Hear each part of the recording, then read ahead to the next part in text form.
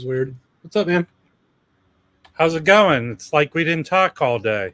I know. Or we just talked for 15 minutes. Yeah, we did talk for 15 minutes. No, the weird thing is, I don't know if my internet's freaking out or what. I almost couldn't turn off the intro music. That was weird. Well, you know, the success is you fixed the color, so now I can show things in their real color. Yeah, it's true. The reds are red, the blacks are black, the browns are brown. Breaking news, Rob's camera's fixed. Well, how was your week? Well, it started where I'm teaching in person, right? Mm-hmm. And I was supposed to teach another, like 2 in-person classes. And I'm not prepared to do the second in-person class. And my boss, like, I thought we ended it, but then he gave me an online class, which I didn't know till the last second. So I had to rush to get that in shape. It's all good. Everyone's alive. No one's dead. You didn't kill any students? So these like adult students you have or what? Adult students. I don't teach high school, dude. I teach real college. I have college-age students. I didn't know. I don't even know. You never taled about what you actually... Yes. I teach English as an 8th language to people. I've actually done that before. Not 8th language, but 2nd language. Problem is I didn't know their primary language, so it was kind of tough. Hey, Nicole. And Jeff and Kevin. What's up, everybody? Hello. Oh, man. I had the worst week ever. It's just horrible work shit, you know? I mean, if we didn't have to work, life would be a better place, right? Yeah, but I usually like my work, and this week I wanted to hang myself from the rafters. It was so bad. What's up? Disastrous IT bullshit, you know. Well, What's up, Mike? Uh-oh. Mike seems frozen. Yeah. Nice smile, though. Yeah, I know. Hey, Mike, if you're being held captive, don't blink. Oh, shit. That's funny. There we are. All right. We got you now. You were frozen for a minute there. Yeah. The internet's been acting a little strange. The Wi-Fi. No, mine just was too a second ago. Huh? How you doing, man? I'm doing all right. Just hanging in there. Hey, Rob, I'll send that out tomorrow. I was gonna do it today, but I got caught up. It's no big deal. I sent your package out. I send a package out to people. This whole next 2 months are clusterfuck for me. So don't worry about it. Yeah. It's not like I need more records. I picked up another 30 records yesterday. So. Oh wow. That's crazy. I haven't done shit all week, man. Yeah. I didn't. Hey, no, sorry. No, go ahead. Well, Jack's saying you have to be old first. Jack, I am old. I'm not I'm younger than you, but I'm old. You retired straight, Robbie. Yeah. What's up, Dan? How you doing, guys? Good. What's up? Nice to see you all. Good to see you, man. What's going on? Oh, man.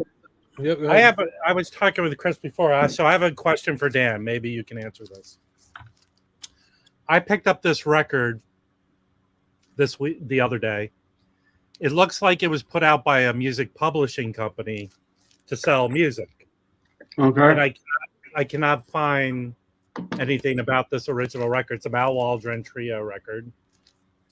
Some people say, was this the Blues -1? Yes. That's the Blues -1? Yeah. Or minus you. The Blues -you. But what it comes with it is all the sheet music inside of it. Yeah, I know what that is. Can you hold on a second? Yeah. I'll find something. Hold on.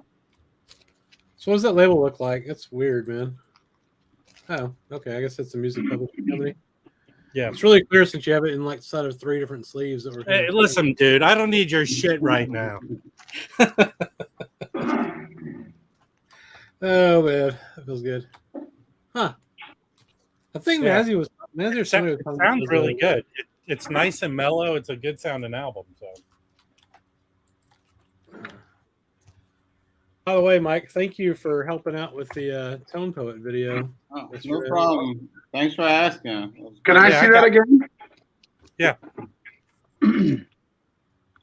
Blues minus you. What I think that's either a takeoff on or possibly a reissue of is this is Music Minus One, Volume 1. See that? And there's probably 6 or 7 in this series. And they were records that were meant to allow you to play along Yeah. with the record. Yeah. It's got the, So, and you're playing along with greats, though. yeah. For example, on this record, let me see if I can find the band. You're playing along with like giants and jazz. This has Nat Pierce, who led Basie's orchestra for a long time, great piano player. Barry Galbraith on guitar, Milt Hinton on bass, and O.C. Johnson. And of course, Galbraith, Hinton, and O.C. Johnson were part of the great rhythm section in New York that was recording on so many sessions. And Nat Pierce was, again, a Basie guy and goes back, has some records on Storyville and stuff. But it's basically allowing you to play along with jazz greats. So were they hired to make these records Yeah. by the publishing company? And I know Mal Waldron has one of them, so I'm guessing that's a reissue of that. Yeah.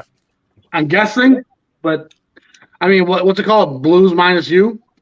Yeah. Yeah. Yeah, So, and in Discogs, people are going, like the listing says, we guess this is from 1959 or something like that. That cover looks way more current than that, though. No, yeah, this is it's probably like it has a Tower Records from the 80s. Yeah, So I'm guessing. yeah, that's what's right. Yeah. So yeah, I'm guessing it's one of these Music Minus One series. I've only picked up a few of them. I've seen them over the years, but I mean, sounds great. I just listened to it and cleaned it. It sounds good. Fantastic. Yeah. What's interesting, there's one entry, Rob, that says 1975 on it. There's like 4 different versions on Discogs, so who knows? Interesting, though. Yeah. If you got that pulled up, Chris, look if there's a Music Minus One with Mal Waldron. I'm pretty sure there is. Well, yeah, that's it. Right? But that had a different cover initially. That looked more like this initially. Yeah, it's got a cello on it. And yeah, exactly. Yeah. So yeah, that's what I figured that probably is. Sing or play along. You could sing along with it for us, Rob. Well, that's a great way to pick up music. Because if they were hired to do these albums by the publishing company, that could be a nice untapped find. What's up, Felipe? Hey guys, good evening. Hey Dan, thanks for coming. Hey buddy, nice to see you. Nice to meet you too. You're crispy, Felipe. Your mic. Mike is crispy. Is it Felipe? I thought he was wearing parachute pants. Yeah. Yeah. Felipe, your mic's kind of fuzzy. That's weird. Man, I'm using the Yeti now. Let me see. Maybe adjust the gain. Morse code signal from the. Did it get better? Is it better? If we don't mind, I'm Dan. Y'all don't know me. But everyone else give me their names just so I know. I know Felipe. I know Chris. And I can't really see on my phone. Mike. And Rob. Mike and Rob? Yep. Hey, guys. Good to meet you. Meet you. So how's the coffee shop going, Dan? I mean, not to get all too in-depth about it, but I'm pretty euphoric. It's fantastic. You know, it's not a common thing for someone to share his 14,000 records in a public space like that. That's freaking awesome, dude. So we're getting people driving from an hour, 2 hours away, which is pretty cool. Plus, we have local clientele coming in to help support, and eat and drink coffee and all that. Sharing jazz, but we're also digging deeper into reggae. And so I had a guy come in, we sat here, listened to Pink Floyd, Wish You Were Here, and then some Who. So it's just fun to have people around all the time to talk about music and listen to music. Yeah, that's good. That's really cool. I'm glad it's working out for you. Thanks. I wish you were in Fort Worth, Texas, though, because I would be there all the time, man. I mean, I always wish I was somewhere different in a way, but you got to be where you're at, I guess. Yeah. Yeah. So, Tone Poet-wise, I don't even know what's coming out with the new releases. What's coming out? Well, if you go watch our video we put up yesterday, you'll see all about it. I've been so busy. I'm working 12-hour days. I know, I'm just messing with you. There's a bunch of stuff coming out, so let's see. Talk about that for sure. I think it's a pretty good list, Dan. They really expanded. I think it was pretty cool. Great list. Yeah. Well, if I can get my computer to work, we can bring it up. to What were your me- highlights? For me, my highlight is the McCoy Tyner, that comes out in December. Yeah, Which Tyner?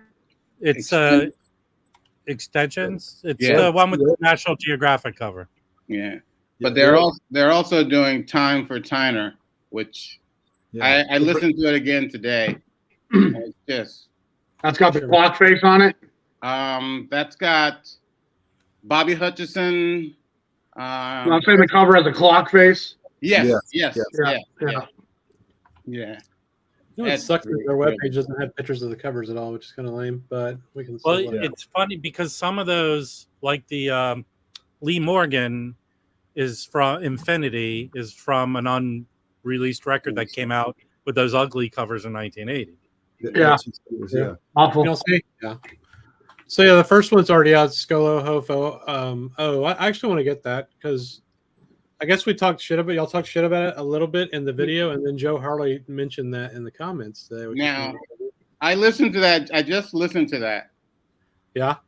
And then I ordered it. I have the CD. So yeah, you said there was a big difference between the CD and the record, which is interesting. That'll be interesting to hear. Yeah, it'll be maybe. I mean, the engineer is a very well-known jazz engineer that did the session, so it's a good recording. Yeah. But what I just sort of figured out is you've got John Scofield, Dave Holland, and Al Foster. And I was like, wait, they did something else together before they did that. In '96, they did this session with Joe. So we can see that real quick. With Joe Henderson. Oh, I've seen this one. Yeah. And this is killer. This all Miles tunes, and all of them had played with Miles. Joe Henderson played a brief stint with Miles, and there's a picture in the liner notes of them at the Vanguard. And I was like, because I knew those three guys had played together before on something, right? And they played with Joe. They recorded with Joe Henderson in '96, and then in 2003 they did the,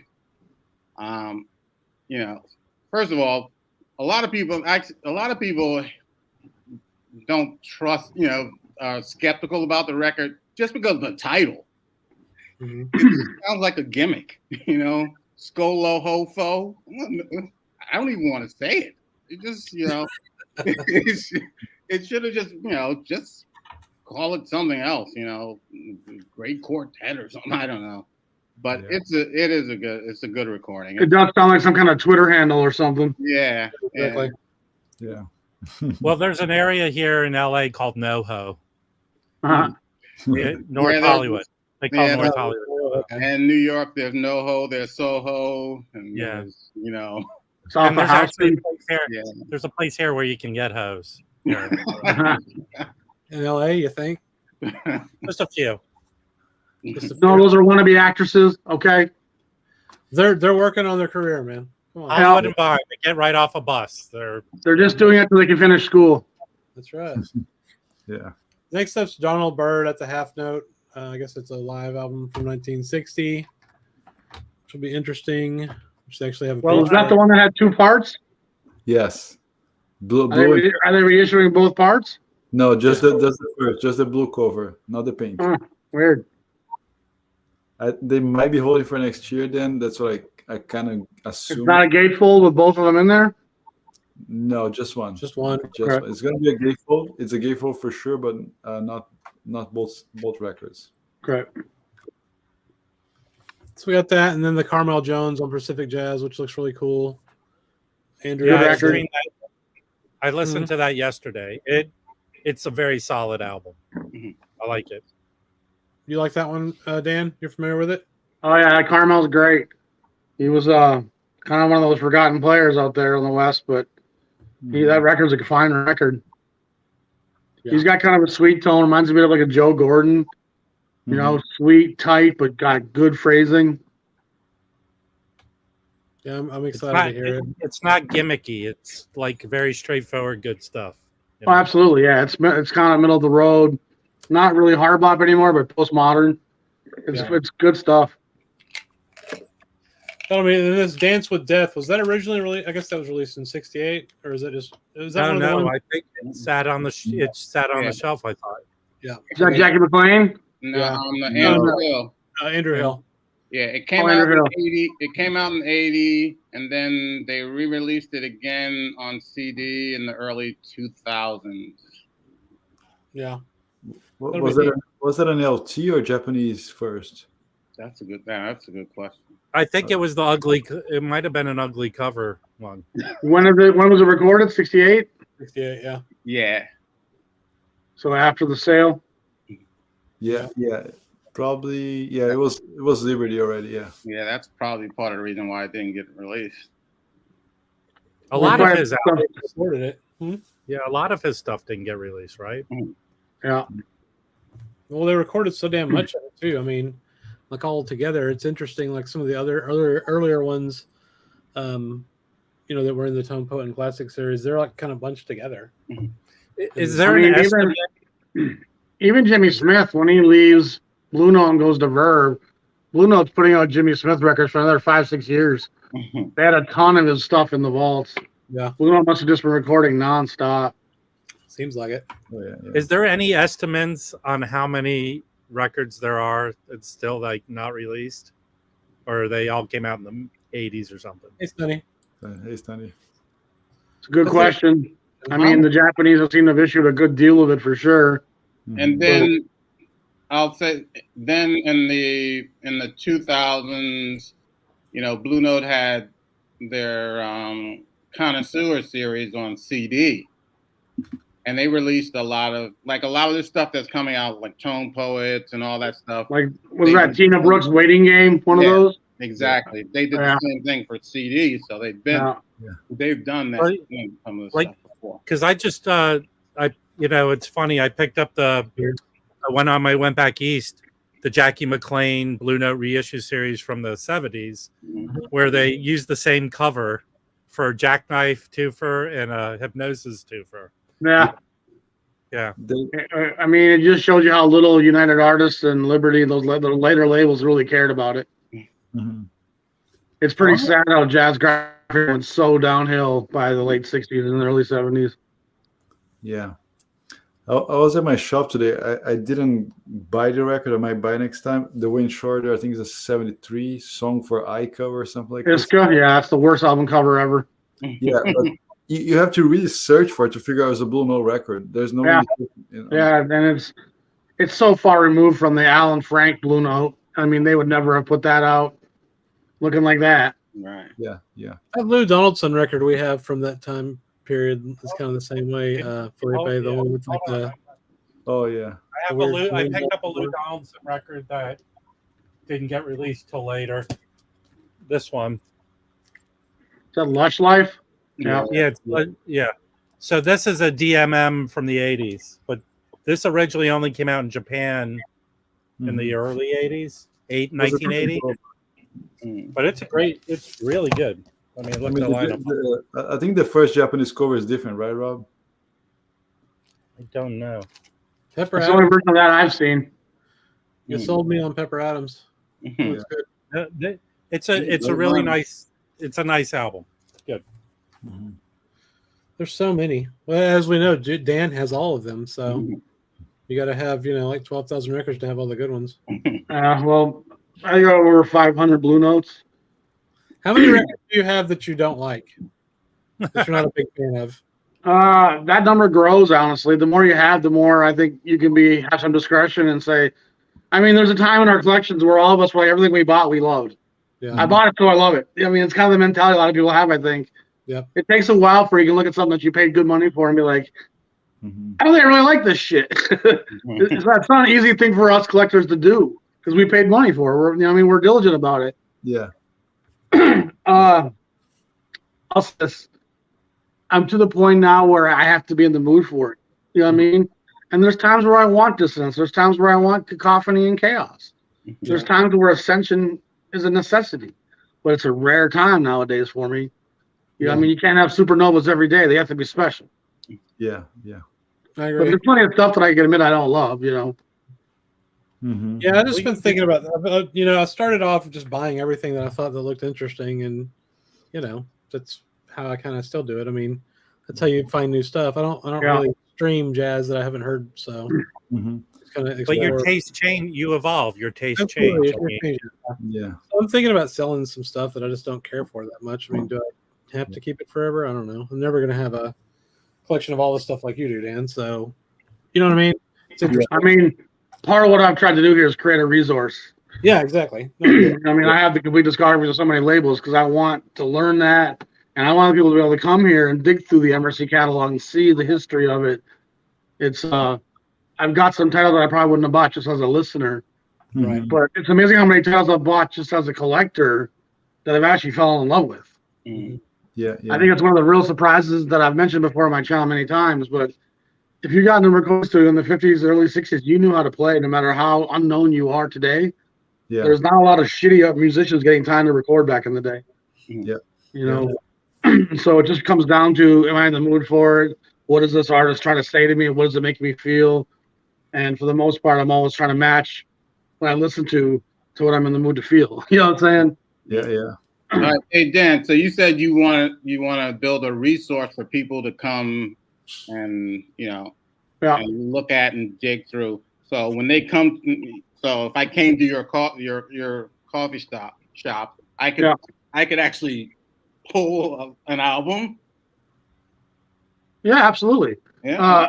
People from my channel, especially, or from who know me through the Facebook groups, if they come in here talking jazz and know jazz, I'll actually throw them the keys of the cabinets. All right. That's cool. And they be going through them, flipping out, pulling out stuff. And I got this one friend from over an hour away who's come up 4 times already.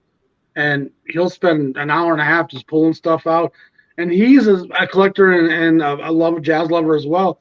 So for him, it's insightful to be able to pull out Argo and look at all the different titles chronologically, to pull out some of the small California labels and see their discographies. It's just, I mean, it's an education you can't really get any other way. And the chronologies, the chronologies that you learn doing it really concrete in your mind. They really cement the timeline of where innovation was happening, who was doing it, who's following the pack, who's leading the pack in graphic design. All these things really start to take shape when you start to see all these labels chronologies. One thing I want to do at some point when I have time is to do a graph showing where each label kind of existed and have it go down time-wise by decade, so you can see who was in it there in 1960 and how like Bethlehem is at the end of their run and Savoy is already kind of petering out, but Impulse is just showing up. Yeah. To see that all kind of graphed out, I think it'd be really cool. Different colors for each label and stuff. That would be nice. Yeah. Well, yeah. One of my favorite videos that you did then was the Prestige when the 7,000, 7,100, just pulling, talking. Yeah. Those videos are amazing. I learned That's a long time ago. Yeah. It was a long time ago. But I mean, that Prestige label is a cool label. It's funny how kind of much they change and how varied the Prestige sound is. Blue Note sound, year by year, there's a pretty finite Blue Note sound. And it's different from 58 than it is to 65. Prestige is always kind of all over the map. It's harder to find a Prestige sound really in any era. Yeah. The closest they probably get to it is the stuff on the New Jazz imprint. That stuff has a kind of some similarity, but the 7,000 stuff's all over the map. The soul jazz starts creeping in 7150s or so. The Swingville, Moodsville stuff is fairly coherent, but even that stuff is there's not. I mean, it's crazy how far some of that Moodsville, Swingsville stuff is from some of the new jazz stuff happening at the same time. Yeah. It's pretty crazy what Weinstock was doing, how many different sounds of jazz he was documenting simultaneously. Yeah. And Blue Note, they had rented a rehearsing room, right? Yeah. They would put us to rehearse like a week before they went to the session, actually, to make it. Absolutely, and that's a really key element in the Blue Note sound, because when you rehearse with someone for I think it was only a couple days they got to rehearse, but all the same, you're having smoke breaks together, you're having lunch breaks together, so you're actually breaking bread and communing and talking and having fellowship, and that helps you create a consensus emotionally and spiritually, and you can go back into a room after having a great conversation and channel all the things we just talked about. And if you happen to be a Blue Note cat in 1963 and Watts is on fire and Detroit's burning and Newark's having riots and they're segregating schools and all that stuff's going on, you can't help but talk about what's in the headlines that day. Mm-hmm. And then you go back in the studio after talking about it on your smoke break for 20 minutes, and all of you have that similar breath of fire because you're coming from a similar place. And that's a really unique thing about the Blue Note rehearsal time. It gave them a lot of unity. And that's why those records sound so in sync, not just musically, but spiritually and emotionally. Those guys are locked into a militancy and a resistance kind of frame of mind that existed in the Black community in the early 60s that was no longer tolerating what was happening prior to that, you know? Yeah. There's a real anger post World War II because we went and fought and died for freedom, and you still ain't giving it to us, right? So you feel a change in that post-war generation that's more militant, more fed up, more resistant, more willing to be political in its message, in its symbology, in its emoting, that earlier cats like Sweets Edison or Ben Webster would never have really dared to go. It was a different time frame back then, you know? And they were even calling, go ahead. What do you think about that, Mike? No, I don't have any disagreement with that. And just speaking of, people, musicians being more, militant and speaking out, this week was Max Roach's birthday. Oh. And, one of the leaders. Yeah, he's, just, starting with, Freedom Now Suite throughout the rest of his career. Yeah. We insist. Yeah. He just, and I've read too that Max Roach behind the scenes was always kind of percolating and fomenting awareness. Yeah. He was teaching the younger kids about not just the streets, but about politics and a new dawning of a new America and how we want to approach. And I guess he was quite instructional in his teachings, not just musically, but also in terms of social advancement and how we saw the future of the Black community in America. So Roach is a really important figure in that way for sure. Yeah. Even Lee Morgan later in life. What's that? To step back what Dan was talking about, because I picked this up. Mm-hmm. And it just sounds sweet on this, It's just like playing from his heart. Right. There's no anger in this album, Absolutely not. And that's not something a guy like Coleman Hawkins would probably feel comfortable doing. But you gotta remember this. He was on We Insist. Yes, and he loved Max Roach. And he said, he didn't have the same political views. Yeah. But when Max Roach called him to do that session, he was like, no problem. I think he admired Max Roach's stance. Yeah. He just came from a different time. Right. When his approach was going to be a little bit more subtle.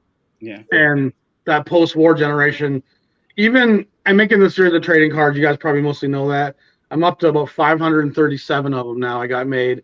I had to do the bios for all the backs of all these guys. And one of the most interesting things I've discovered is that when you go back to the guys from the 20s and 30s, those guys were born in the 1890s, 1900s, 1910s. And then when you talk about the Lee Morgans and Donald Byrds and the later generations, the 30s, you can track the great Black migration through the history of jazz. Mm-hmm. And you can see how the guys from the Basie and Ellington bands were born in the South, in Texas, Louisiana, and Alabama. And they were all down there from those rural Black areas.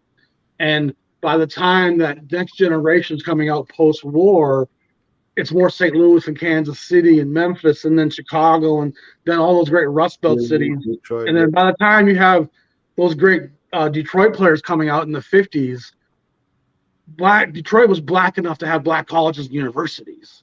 Mm-hmm. Yeah. So there was a Black awareness and a Black sophistication and intellectualism that had arisen in the North that didn't even exist back in the time of Coleman Hawkins' youth. Mm-hmm. Yeah. It's interesting.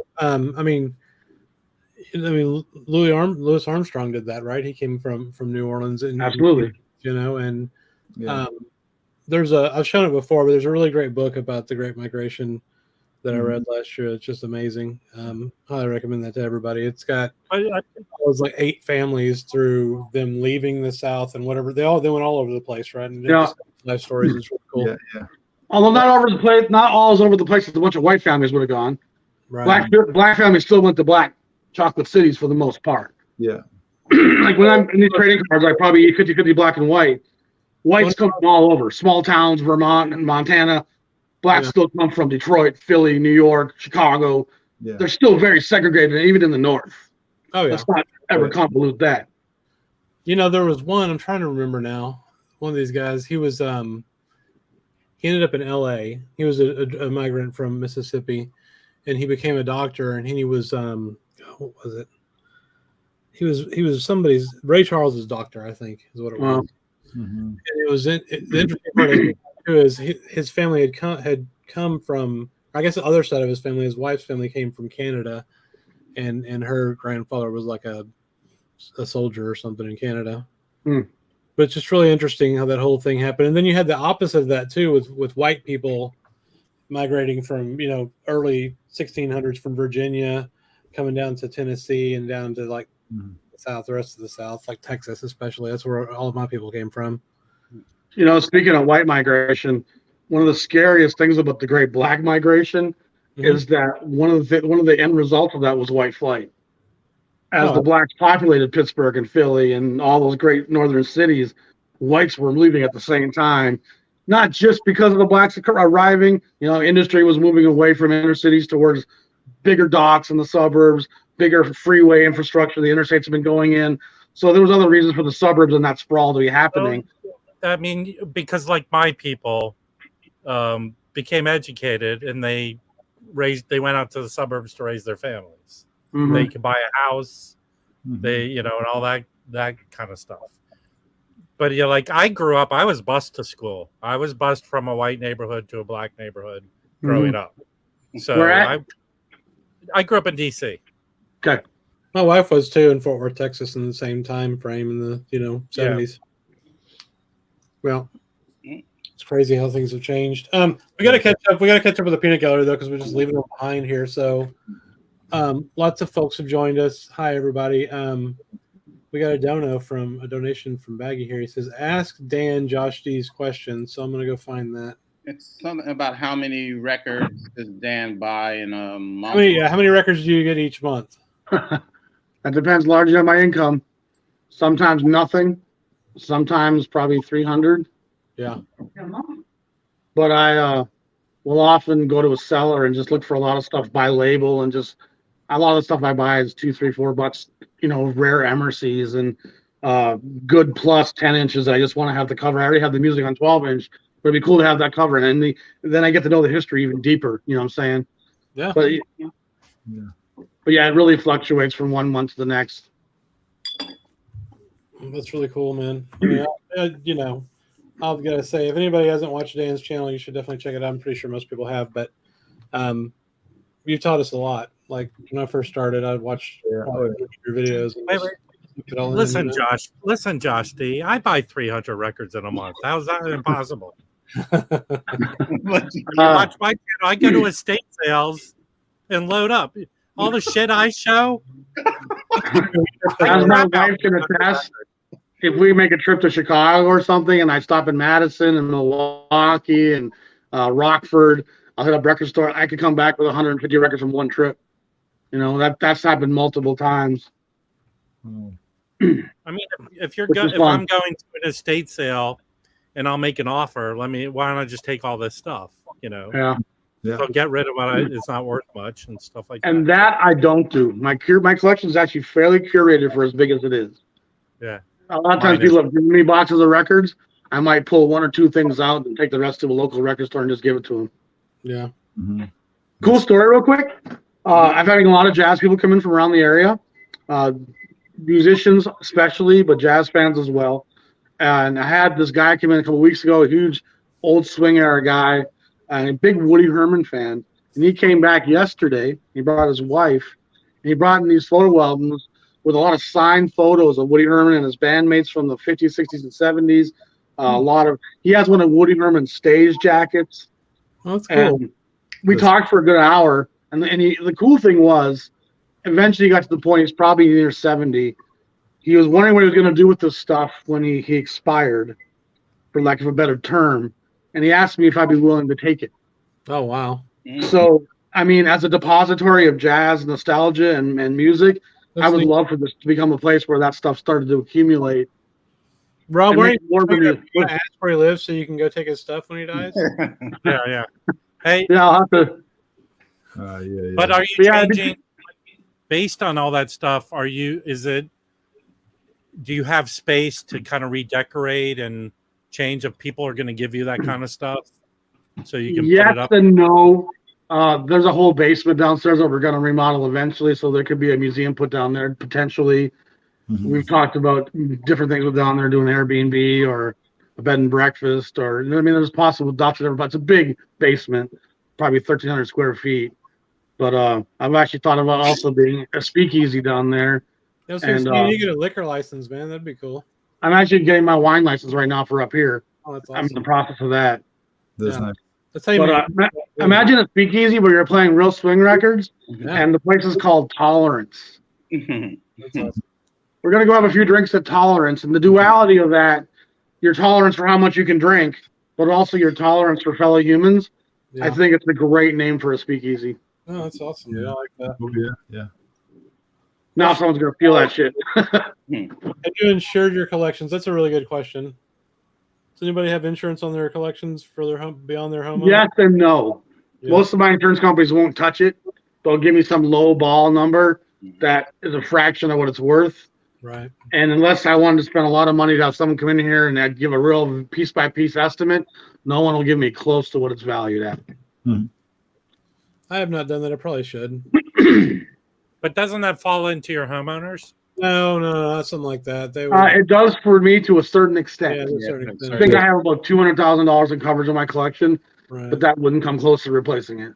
Yeah, I mean, it's a good idea to have to document what you have, obviously, like on Discogs, and then insure it specifically if it's a lot of money. Chris, are you When trying we're to sell us DJing. insurance? Hey, I'm saying I need to do it myself. I don't sell insurance. Man, what insurance it's the week I've had at work though. It's been awful. So Yeah, I checked into that for my previous address, but now that I just moved, I gotta check it out again for this house and if I can get a. When I was DJing, when I was DJing a lot, I should say, there was some years I was making pretty good money for making 4 or 5 years stretch, and I could write off my record buying as part of my business. And there were years I spent $17,000, $18,000, $20,000 on vinyl. yeah, Wow. done that. I've definitely done that. In 2020, I spent at least that much money on records. Yeah. Yeah. I have nothing else to spend money on. So Most other things suck. Most other things suck. Yeah. I mean, I pretty much spend all my extra money on records to this day. I don't buy anything else now, man. It's turned into a complete obsession. Yeah. Music and travel. Here's Well, an I got- accusation I think that you should respond to, Rob. This might be pointed to you. Listen, you don't know he's not pressuring old ladies. What do you know, Josh? What's that say? It says Dan is not pressuring little old ladies into selling him a $400 record for $3. Who does that? Me. I mean, I could show you a couple records I picked up, and I'd like to get, because I've heard on your videos, Dan, you talk a little bit. So, like, I picked this up yesterday for not much money at all, Yeah. and visually, like, the record is barely VG, but after I clean it, it sounds great, you know. Yeah. And like I picked this up for $3. Let me see if I can pull it out right now. Well, I picked this up, an OG, for $9. Sounds great. I've seen that one around cheap. This one I picked up for $3. It's an OG original stereo. Wow, that goes for hundreds of bucks. Yeah, it looks like a G- record. I cleaned it. Sounds beautiful comparatively, you know. I mean, a lot of those 50s, 60s pressings, the groove is just deep enough where the actual sound is. That surface scuffing just doesn't really affect the sound. Yeah, it's crazy. I've got records like that. Then I've got records from the 50s that look mint that sound like total shit. It's so weird. But I got a lot of records from the 80s that look mint, and then one little surface scratch will totally be unlistenable. Yeah. Yeah, that's I true. mean, that's Those thin 80s pressings just didn't have the same ability to take abuse. yeah. That's a good example. Then I picked up this mono original last week for $20 because of the condition. Nice. What Nice. we make And it? after I clean, it plays great. I love Yeah. it. Do you have Do it again? a tone? Let me ask you guys this. No. Do you guys mind the snap, crackle, pop of a little fireplace in the background when you listen to a record? No, it's fine. A little. It depends. So I wanted to do a video on this. I Okay. picked up an Ammons Prestige record, right? Yeah. And that thing was mixed hot as hell. Yeah. I can't even hear the noise. I mean, there's noise there. Right. Yeah. So And this stuff was kind of dirty anyway. Yeah. right, but it depends. So in that situation, like on this Wayne Shorter, there's noise, but my mind kind of somehow doesn't hear it. You know what I mean? Yeah. Right. I think it's funny how some people are so scared to have a little snap, crackle, pop in the background. It just sounds like warmth to me. It doesn't bother me most of the time. Mm-hmm. I mean, I don't know. To each their own, you know. Yeah. I mean, for I me, feel like an archaeologist can glean more from a shard of pottery than a bougie collector can from a mint Ming vase. Yeah. Yeah. I mean, signal to noise really I think overpowers. And one more thing, we didn't grow up listening to CDs, right? At least myself or you guys. I grew up with records, so this is kind of normal. I don't know, a little bit. That's fine with me. yeah, what I don't like though is if I buy a brand new record and it sounds like that. Yeah, those shouldn't. Yeah. Yeah. The only thing that gets to me is a deep scratch there's something in my brain that can't stand the consistent tick every revolution for like through half of a record. It just drives me nuts. I don't know why. If it's still revolving, consider yourself lucky. Yeah, that's fair. Yeah.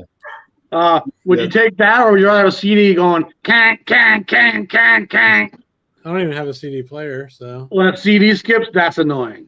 yeah. Oh, that's terrible. Yeah. The CD skipping, I think, is much worse than a record Oh, skip, it's awful. right? Yeah. Okay, who do you order? Where do y'all get your Tone Poets and Classic series? So I get mine. I buy them from Amazon. I don't care. I just buy them from Amazon. Amazon here too. It depends. It depends on because I'm pretty thrifty, so it depends. Like over the you discover will buy two get one free or something like that. True. So it all depends. Or Target. Yeah. Like I like to support. I sell so I can buy more records, and I feel like I do a good job supporting my local mom and pops and spread the wealth, so to speak. But my new style is going to the Amazon warehouse. To speak to your point, Dan, a ding corner, I don't mind. Yeah. If I can buy a record for $15 less, 100%. yeah, I don't No know. brainer. Yeah, I agree with that. It varies. I buy from a variety of sources. I'll buy from Amazon. I just ordered that John Scofield, Joe Lovano, Al Foster, Dave Holland. Just say it, man. Just say what it is. Oh, help us. It's called. Let's just call it butthole. Oh, there we go. From You Discover, because I had they have some points thing, and I had like points left over from some box that I bought. So I got a discount on that, and I bought it from there. But if I go to like Academy Records, and I'm looking for used records, they'll have some Tone Poets, they'll have some classic stuff, they'll have some other independent stuff, and I'll grab that too. Mike, where are you at? New York. Well, I live in the Bronx, but all the record stores are in. Where's everybody from? Actually, that's good to know. I'm from Fort Worth, Texas. Felipe, where you at? I'm in Florida, Yeah. South Florida. Then I'm in South. Rob's in NoHo, apparently. No, I'm at the beach. I'm in Santa Monica in LA. So. Okay, so we got the whole continent pretty much here. Yeah. Texas, Florida, Minnesota, New York, and California. Yeah. Yep. Did a bit of We should get good national ratings, guys. Well, that's coast to coast. So on the West Coast, how hard is it for you to find old East Coast jazz records? I think here's the funny thing, I think, because I go back, I went back and visited my family on the East Coast, and that's where I picked up a lot of stuff. Yeah. Yeah. But the average tenancy in LA County is like 2 months. So I think people are constantly coming and going. The metro area is over 20 million people. Oh, wow. And LA was the center of the jazz world, so a lot of stuff must have got shipped there. But I know this: I bought 3,000 records probably on Discogs the last 10 years. And if I buy a couple cool records and they're coming from New Mexico or Phoenix or somewhere, I'm like, dang, that's weird. Yeah. Because most of the time when I'm buying cool old Savoys or old Bethlehems or Blue Notes Prestige, that's just coming from the New York area. Almost always. Detroit, Philly. That's where all that stuff's hiding.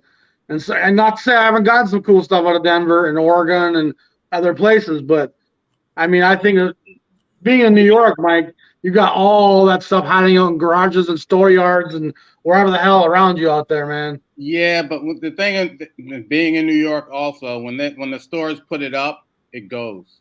Yup, and it's expensive too. It goes. I mean, you can't, even like if I go to these places during my lunch break, there are 4 other guys there. A lot of that stuff's in Japan. Yeah. When the Japanese collectors came over and just raided stuff when no one else cared about it. I made a pilgrimage out east back probably 20 years ago, 17 years ago, just to look for soul and jazz records. And I stopped in all the big East Coast cities from Chicago to New York, Boston, Pittsburgh, Philly, Detroit, Cleveland. I went to all the big East Coast Rust Belt cities. And without question, everything in New York was 2 to 3 times more than they were even in Boston or Philly. Yeah. The prices, the rents, it's just the dynamic of being in New York. But the cool thing about it is if you head out to the Catskills, to a place like Callicoon, they have little thrift stores. It's all those places where some of those records made it a few hours out of the city, and they won't go for that big money out there. But it's probably pretty picked over by now. Dude, everything's picked over now, and people are trying to resell the dregs for $25 in antique stores all day long. People are selling garbage for good money. It's crazy. And then people also know, hey, online, they're willing to just chance stuff, selling stuff online than actually going to selling it to a used store, a record store. They'll say, okay, I'll take my chances, selling some of the stuff online. Yeah, for sure. Which has a hassle of its own because you want to return stuff and all that. But I've sold about 50 records this year on Discogs just that I just started doing it. It's easy. As a person who sells, I feel like there's a bit of a change happening. Mm-hmm. Like things are coming down a little bit. Mm-hmm. So I think as things are opening back up and people are now able to get records, obviously if you find an old Blue Note, it's going to be worth money. But I don't care about having an OG. If I find a nice reissue that goes for an affordable price, it feels like it's coming down back to that affordable price. Those kind of records. Yeah. That makes sense. And like I always said about Discogs, if the guy has Kiss as his avatar, take a look at his jazz section. You know what I mean? If he's got some heavy metal record as his little picture logo, he doesn't give a shit about his jazz records very much. That's fair. Okay, Dan, I'm a member of the Kiss fan club, okay? Hey, I love that. I grew up as a metalhead, man. But if you're selling records on Discogs and you got Gene Simmons' face as your profile picture, I want to buy jazz records from you. So I'm gonna talk about couple of these comments about back to shipping. You discover in Blue Note they have these sales frequently, and people say they don't ship well. So the secret there is whenever Blue Note has a big sale, I bought about 12 records, Tone Poets and Classic Series from them. At one point, it was a really good deal. I saved a couple $100, but if you order that many records from them, or you discover it's all the same, right? They will ship them in one big shitty box. Yeah. Right, and they'll get damaged. So if you buy from Blue Note and those sales, order 3 or 4 records in a single order, and then order something else. Like the next day or something. Yeah. And then it's better. That's been my experience anyway. But then you lose your combined shipping, don't you? It's all free if you buy like 4 records usually. Oh, okay. So On Black Friday, I ordered all the tone poets for December and January from Blue Note. They're all available. They haven't shipped me yet. What is it? Oh yeah, I know. That's a good point too. Yeah. That's when the smart decision. It's like, if Chris, if you're buying 15 records, order the ones that are available together, and that sort of thing. Yeah. Well, I mean, even the other thing about buying from Blue Note or your Discover is you're not going to get it the day it comes out, ever. They don't even ship till the day after it comes out, right? Amazon, you might get it the day it comes out. You might get it the day after, right? But you're not going to. Technically, here's the thing: You Discover is not owned by Universal. The Blue Note, they hire a separate company to handle all that. Yeah. And it typically it's this. I forget the name of the company, but they're the biggest distributor that handles that. They have the business to take care of that. Yeah. Jack, come up and show us what you got from Face if you want to. I'll put a link in the chat. No. Because I ordered a big. Have you ordered from Face Records, Dan, in Tokyo? Oh, many times. Yeah, it's really cool. I mean, I bought like 12 records from them on eBay, and it was, there was shipping turned out to be like $6 a record, and I got a bunch of records for like $6 a piece. Exactly. You get a lot of great titles that would cost you 5 times more that way. Yeah. Let me find one. Well, a bunch of them, but let me find one specifically. Y'all keep talking. So random find today at my store, very cheap mint original. That this guy's getting a lot of hype now. It's a beautiful record. Yeah, you were supposed to send that to me, Felipe. That's an OG and it's like mint. It's unbelievable. I can't see it, Felipe. What is it? I'm on my phone. Jimmy Joffrey. Jimmy Joffrey? Yeah. Oh, that's on Atlantic. Traveling Light. Traveling Light, yes. Yeah, I can barely see it. That's a great record. Let me make it big. Sorry, Felipe. I'm doing. Great. And Joffrey is a really talented and underappreciated guy. Yeah. And he's really kind of one of the leaders of the early avant-garde. Yeah. Like the stuff he's doing on Capitol in '55, that's really, really ahead of the curve. There's a 10-inch and an LP by him on Capitol for '54 and '55 that are modern. That's a beautiful one then. And they had another Jimmy Joffrey plays the clarinet, but I didn't like that one. I thought it's kind of boring. I didn't buy that one. Here's something interesting, Felipe. So I went to an eBay seller to get a different album. There was the Record Store Day from 2001, New York ones. Mm-hmm. He sent me the wrong one. This is a live album of basically those two that made up the ECM one. Those two, right? But wow. But then I picked this up. That's a great record, dude. I love that record. Wow. This one. So Jimmy Jufrey's on here. Jimmy Jufrey and Sam Rivers. He's playing saxophone, flute, and clarinet. There he is. Oboe. Yeah. Look at the lineup on that band. Wow. Yeah. Yeah, that record's great. Somebody the other day said it was Bill Evans's version of Bitches Brew, which I don't know about that. Because that was it's less Bill Evans and it's George Russell. Yeah, of course. Oh yeah. It's a George Russell record, man. Yeah. Lydian chromatic concept. Yeah. Hey, Jack, does your back hurt after you join streams? I'm just curious. He doesn't hear me. No. Why? Why does his back hurt?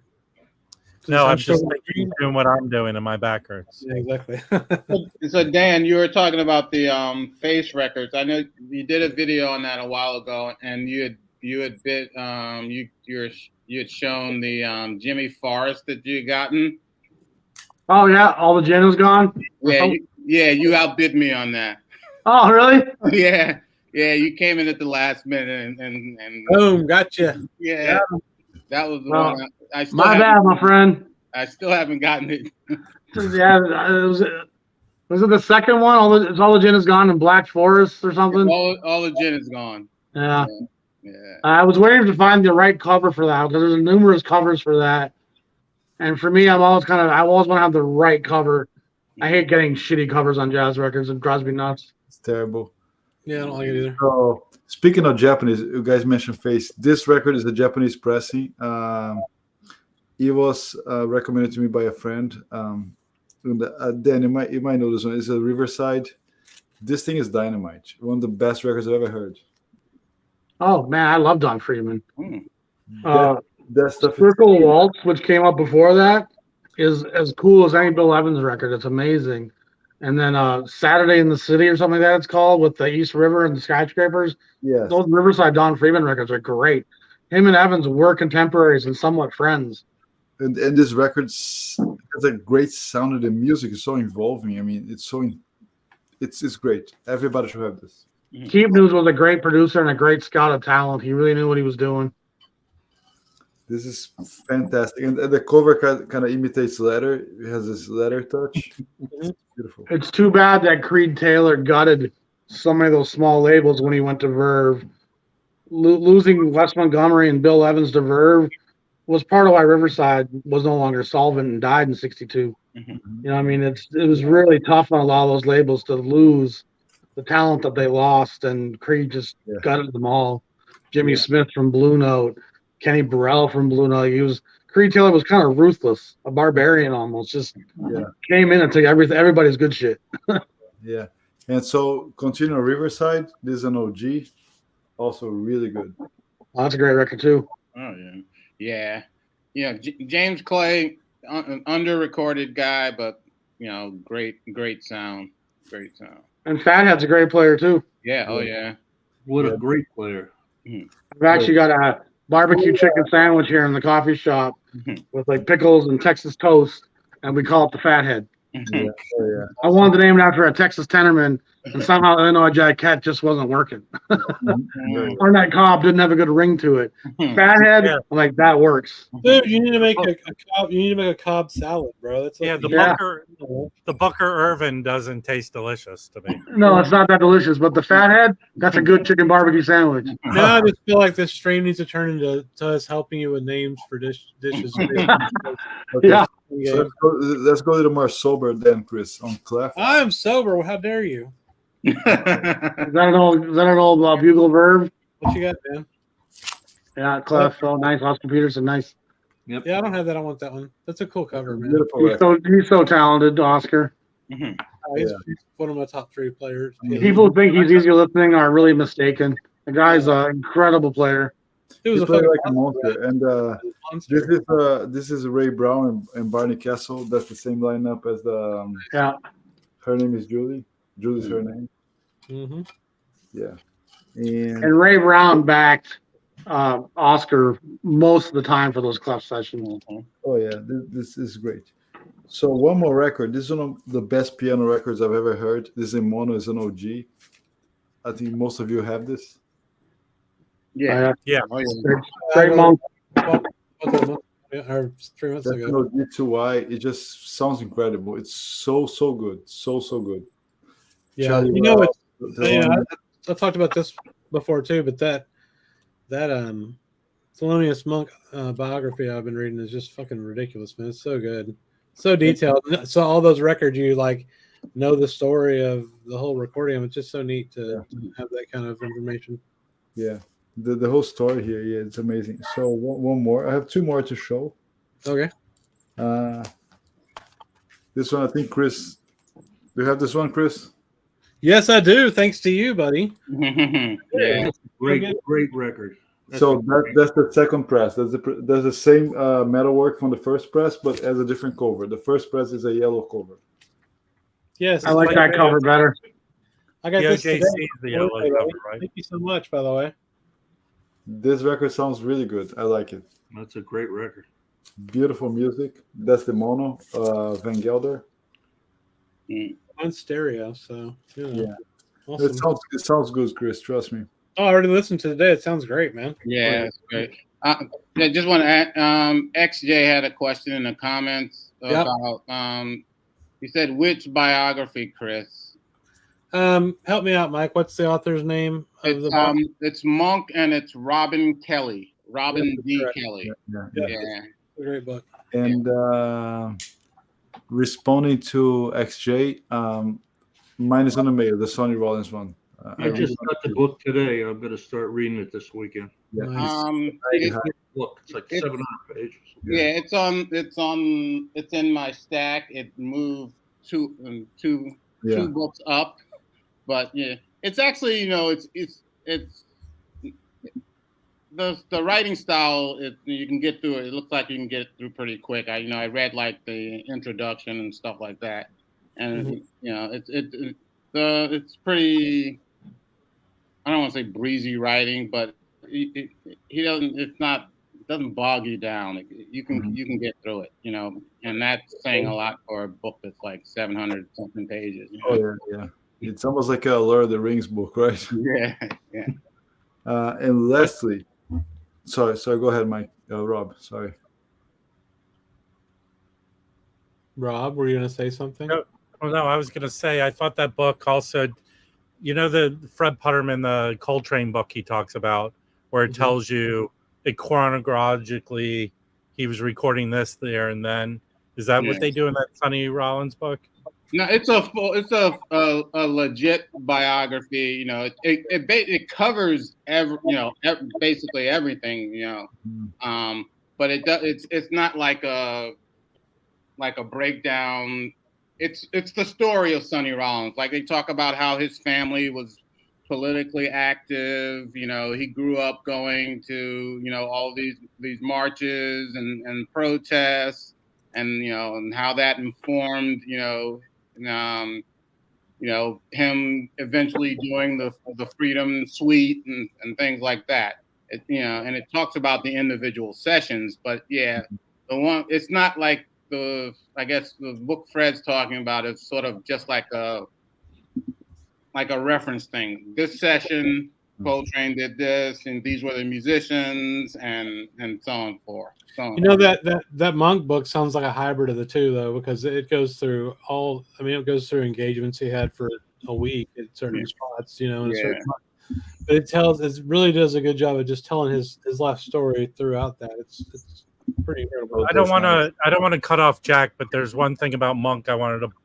point out. There's that documentary about Monk, and I don't know if anyone saw it, but my friend had this service. I forget what it was that showed all the original footage that they shot because it was done as like TV specials. Has anyone seen it? Yes. Yes. Because it's him in the U.S. and then one part him in the U.S. for the same tour, and then him going to Europe. Yeah, shows him hanging out in his hotel room, like in the bed and stuff. It's kind of shocking how different the European markets saw and revered jazz players. The amount of documentaries you can watch that were filmed in Switzerland or Germany or France or Belgium, talking to all the different jazz greats, like the local news channel interviewing Illinois Jack, that kind of shit. Yeah. I mean, they were far bigger celebrities and icons and a symbol of something than they ever were in America. Yeah. And there's so much more footage of them being interviewed over there because they were important there. They weren't that here very often. Yeah. So speaking of European, I just got this one this week. Oh shit! I want that. This it sounds better than the Miles record. If you guys are waiting for this, get this because this is dynamite. Who is it? Barney Weiland. Well, doesn't he's just sitting there? Is that telling me who it is? Come on, Felipe. Listen, man, pay attention. He said Barney Weiland. I don't think so. Barney Weiland, Kenny Clark, Kenny Dorham, Paul Revere, bass, and Duke Jordan piano. And I've been picking up jazz movie soundtracks like crazy lately. Yeah. That is a good bang for your buck. All that stuff. Yeah. It sounds like imagine it sounds like cool strutting in a sense, but it's like more like slow pace and more like full. And this is the poster that comes. We'll be back in a minute, guys. All right, Jack. Sorry. Thank you for joining us. Yeah. You want to show us what you got from Face Records? Tell us the story. This is really good. It's Dan and I kind of email back and forth a little bit once in a while or talk. He is, I have to tell you, I've been around a little bit, and man, I wish I knew half of what Dan knows in that head. Absolutely. What a resource. I mean, what an addition to all of us. He's just Yeah. Oh yeah. Mm-hmm. just amazing. Anyhow, so a couple things. We all know the poll winners. That was reissued. Mm-hmm. Well, I don't know. This is done about 15 years after the sessions. I think there were 4 or 5 of them that they did. This is a later contemporary from the mid 70s. Talk about a Jew, bro. It's really good. They got some pounds, right?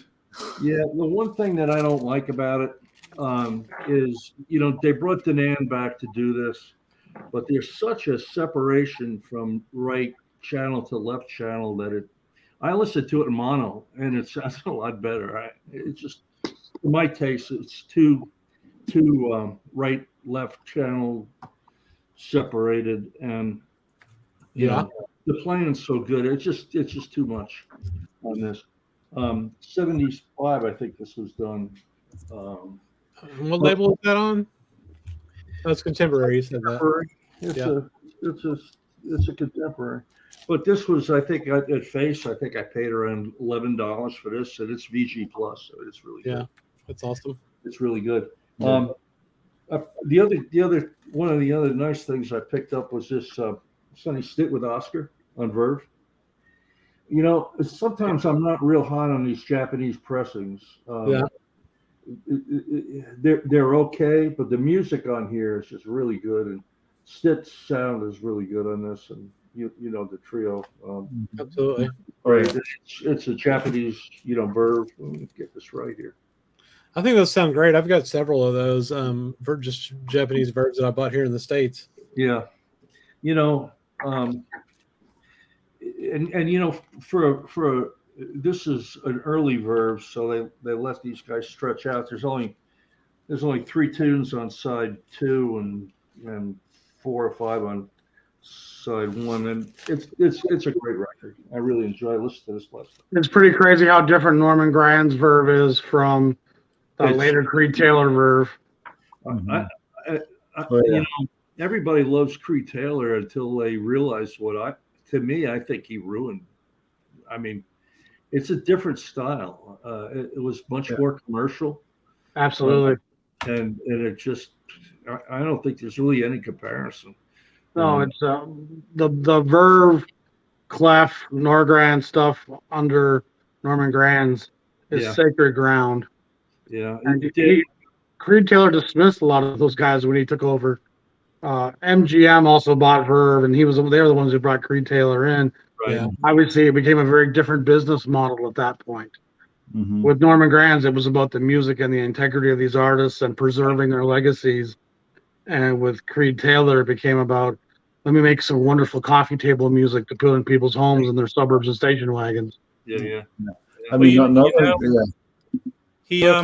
but he took a lot of those like on Pablo. He reissued a lot of that stuff too, right? Oh yeah, Norman did. Yeah.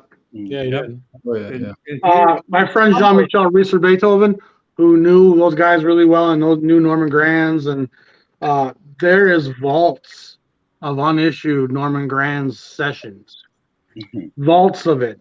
And for some reason, Norman Granz gave it to one of Jean-Michel's neighbors in Switzerland, in Lausanne. And the guy that Norman Granz gave it to doesn't give a shit about jazz or these tapes. And so for all we know, some of these tapes are corroding and corrupting in this guy's attic or basement. But according to Jean-Michel, who, again, he knows these people firsthand, there was volumes of stuff that he put a lot of it out on Pablo, but there's still vaults of stuff not close to being issued yet from the Verve 40s and 50s and 60s, which, I mean, that kind of makes me salivate a little bit. Mm-hmm. Because we're taking outtakes and extra sessions now from Prestige and Verve and Riverside, and we're salivating at that. I mean, yeah, like that Monk. What was that Monk one that came out a couple years ago? Palo Alto one? Yeah, Palo Alto one, yeah. That's great. Yeah. It's fun. I got the janitor's cut, and it sounds like shit, but I love it. Speaking of Pablo, so this came from Face as well. This is Japanese Pablo. That's a great album. Yeah, I'm a trumpet player or was a trumpet player, and I love Clark Terry's playing. Mm-hmm. To hear these guys, the two of them play together, and very well recorded. And again, to Dan's point, this is musically, this is just amazing. This record. I'm surprised that Kasem, when he listed his Pablo favorites, didn't have this one in there, because this is sonically one of the best Pablos. And the Oscar Peterson and the Sweet Edison is also. Amazing. I'm going to do a top. I'm going to do a top 10, my top 10 favorite trumpet players, and I tell people this, and they ask me, so where's Miles? And I said, I don't know, 10, 11. Yeah. No disrespect. Miles is great and all of that, but I mean, the list of Harry Edison, man. I mean, if you're talking trumpet players, there's definitely different styles of trumpet. Correct. If you like cloudy, milky, somewhat sour notes, Miles is the best. Correct. You know what I mean? If you like someone who's giving you the finger while he's playing that trumpet, correct, ain't no one better than Miles. Correct. You know what I mean? But if you want clarity and viscosity and absolute dexterity, you want Freddie Hubbard or Clifford Brown. Exactly. I mean, there's a lot of tiers in the trumpet that doesn't exist in a lot of the other horns quite the same way. I mean, trombone has a lot of diversity from Al Gray to Jimmy Cleveland or J.J. Johnson. But the trumpet, some guys just had a style that was so different from other players. I actually got a few nasty emails when I did those videos that said more Clifford, less Miles, saying, how could you diss Miles? I said, well, I wasn't dissing Miles. It's just that people want to have opinions anyway. Fuck them. I need Jack, send me who said that, and I'll go after them. For the most part, that's just the person who's being offended because that's all they knew about jazz. Right. Yeah. That's something making them feel like they're shit. I absolutely. What do y'all think about Jerry James?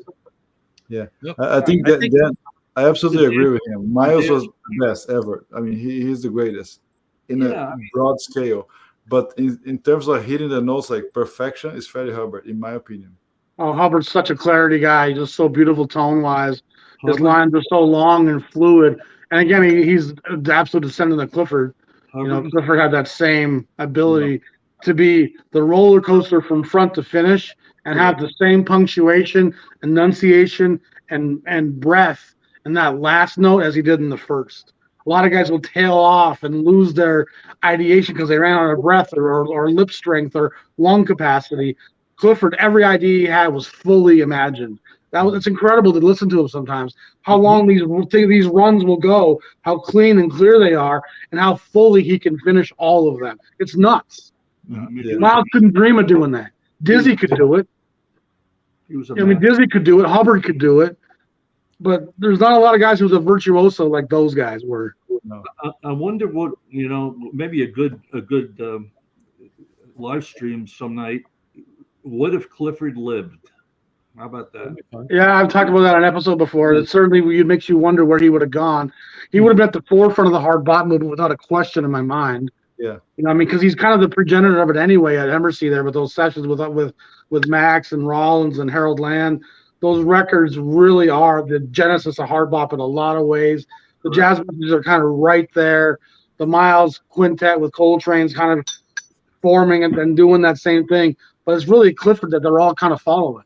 Well, the story, I guess we all probably know this. Maybe some of the viewers don't. When they were rehearsing in Birdland before the Birdland sets, Miles was there. And Miles, when he heard Clifford, got up to leave and looked back at him and said, "I hope you break your chops." Now, I don't know if that actually happened, but it was on. I've heard it a couple of times. Miles is a guy driven by his insecurities in total. Yeah. I mean, everything about Miles, man. What record do you have, Felipe? So just 2 Clifford Browns I pulled. I have some other versions, some other things, but this is kind of cool. This is a later one there. Yeah, that's a good one. This is a British pressing. I wish they'd repress the first album with Joyce Spring and the other cuts on it. I wish they'd redo that record. This is a really good one. Yeah, and it's just like a $10 record tops. This is clean, perfect, but I think it's at this price point. Yeah, I just wonder what would have happened if he lived. It would have been We would have had more badass jazz records. And this is whoever finds it, get this. I think he would have gone into porno. I think if he would have. Well, maybe. You never know. But you never know. This is badass. This is so good. Mono. Clifford practiced, man. He practiced like he was a demon in practicing. He knew what he had to do to sound the way he did. And I'll say this without hesitation. If Clifford did pass away, the direction of the jazz would have been forever changed and gone a different direction because he would have been the leader. It wouldn't have been Miles. It wouldn't have been Coltrane. Clifford Brown would have stayed the leader of the pack, and jazz would have gone a different way. Correct. 100% correct. You know, Dan, you'd walked out when I first started talking here, and I just wanted to. We've corresponded a little bit, but yeah, face to face. Thank you for everything you've taught me, and I've been around a little bit. And man, you know, you forgot more than I'll ever know, and I thank you for your. I appreciate that, brother. But the records are the ones who do the teaching. No. My collection is the great instructor, you know. But you have to be able to enunciate it. And yeah, I'm fortunate enough to be able to glean some nuggets from it, but the collection just does a lot of the teaching itself. What you do is, you know, I understand what you're saying, but there's people who don't have the musical background that I have that still understand the way you deliver your message. Yeah. Thank you. That's really important, and I thank you for that. I just have two more, and then we're going to eat dinner here in a minute, so I got to bug out. But this is kind of an interesting record. I have pretty much every Mel Lewis, Stan Jones record that has been made, other than this one. I've never seen that one. I was very fortunate when I grew up to probably see this band 50 times a year for about 5 years. Is that like 79, 80 right there? This is 74. Okay, wow. They did 2 trips to Japan. The first trip was a disaster. This was a great trip. This is a really good record and a good pressing. Interestingly enough, though, look at the label it's on. Huh. Columbia. Japanese. And it sounds good. It's a live recording, and it's not bad. And it's a really clean record. It's $15 at Face Records. It was just a great. And then, you know, I'm always a sucker for Steeplechase records. And I love them. Yeah, Awesome. Nice. Just a great record. Another very underrated player. Yeah, Kenny Drew was overlooked too much. But partly because he was in Europe for so long. He was in Europe by like 61, and he stayed there till he died. So in America, we forget those who leave. And again, it's a nice. Let me get this out. Oh, Japanese Steeplechase. yeah, that's cool, man. Those are great records. You know, the pressings are some, like I said, some of the Japanese pressings I don't really care for. These I lucked out; they all sound pretty good, and it was a good thing. I'm gonna bug out of here. We're gonna eat dinner, but I'm gonna keep you guys on. Bring somebody else on. Dan, thank you. It's an honor to be here with you guys. Hey, lovely guys. Good to talk with you, my friend. Good to see you, Jack. Chris and Ron and Mike, get up to New York to see my kids. Mike, I'll give you a call. We'll go out and hear some music. Yeah, definitely. That'll be great. Okay, I'm gonna bug out of here. You guys carry on. I'm gonna listen to you. Just a side fact about Kenny Drew. Yeah. He had a son, Kenny Drew Jr., that played piano, was an excellent piano player. They didn't have a relationship because Kenny Drew was in Europe and, you know, his son was in the United States.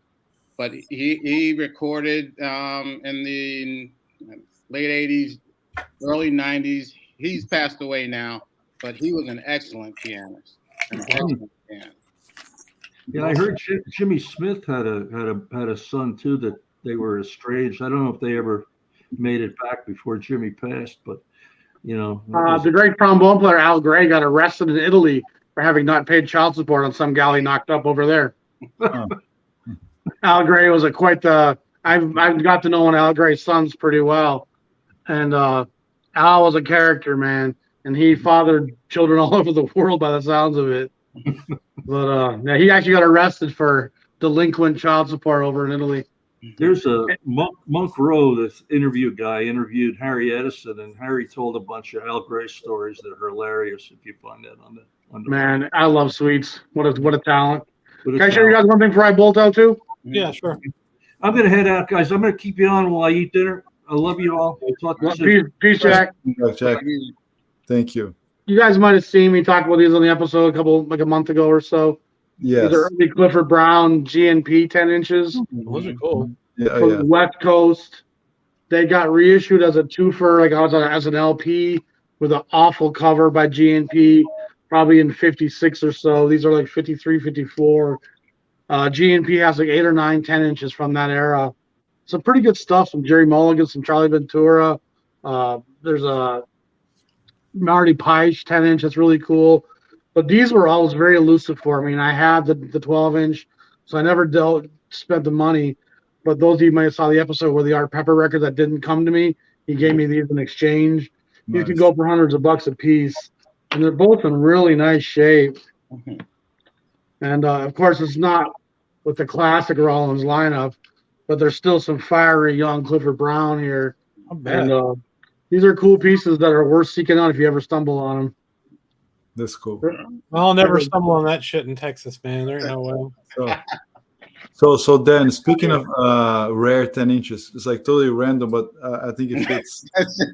What about those? We do have that Cool Bridons record. Which one? The Cool Bridons. It has Cool like Britons? Yeah. Yes, I really want that stuff. It's so hard to find. Which record? It's called Cool Britons? Yeah, Cool Britons, yeah. Cool Bridons. Cool Oh Riddance? yeah. It Who says is it? Britons, right? Oh. Felipe? Yeah. Oh, is it a Blue Note 10 inch? yes. It Yes, says- I have that. I actually found that at Let It Be Records in Minneapolis, which is was a famous record store in Minneapolis for years that went out of business. I was supposed to go to a condo. The condo never happened, and the guy just started selling online. And he actually had a copy that he sold me for like $40. So this is a 10 inch, 50-52. Yeah, yeah. Want me to go get it? Yeah. Man, I really want that stuff. What will you do All for right, a so- Klondike bar?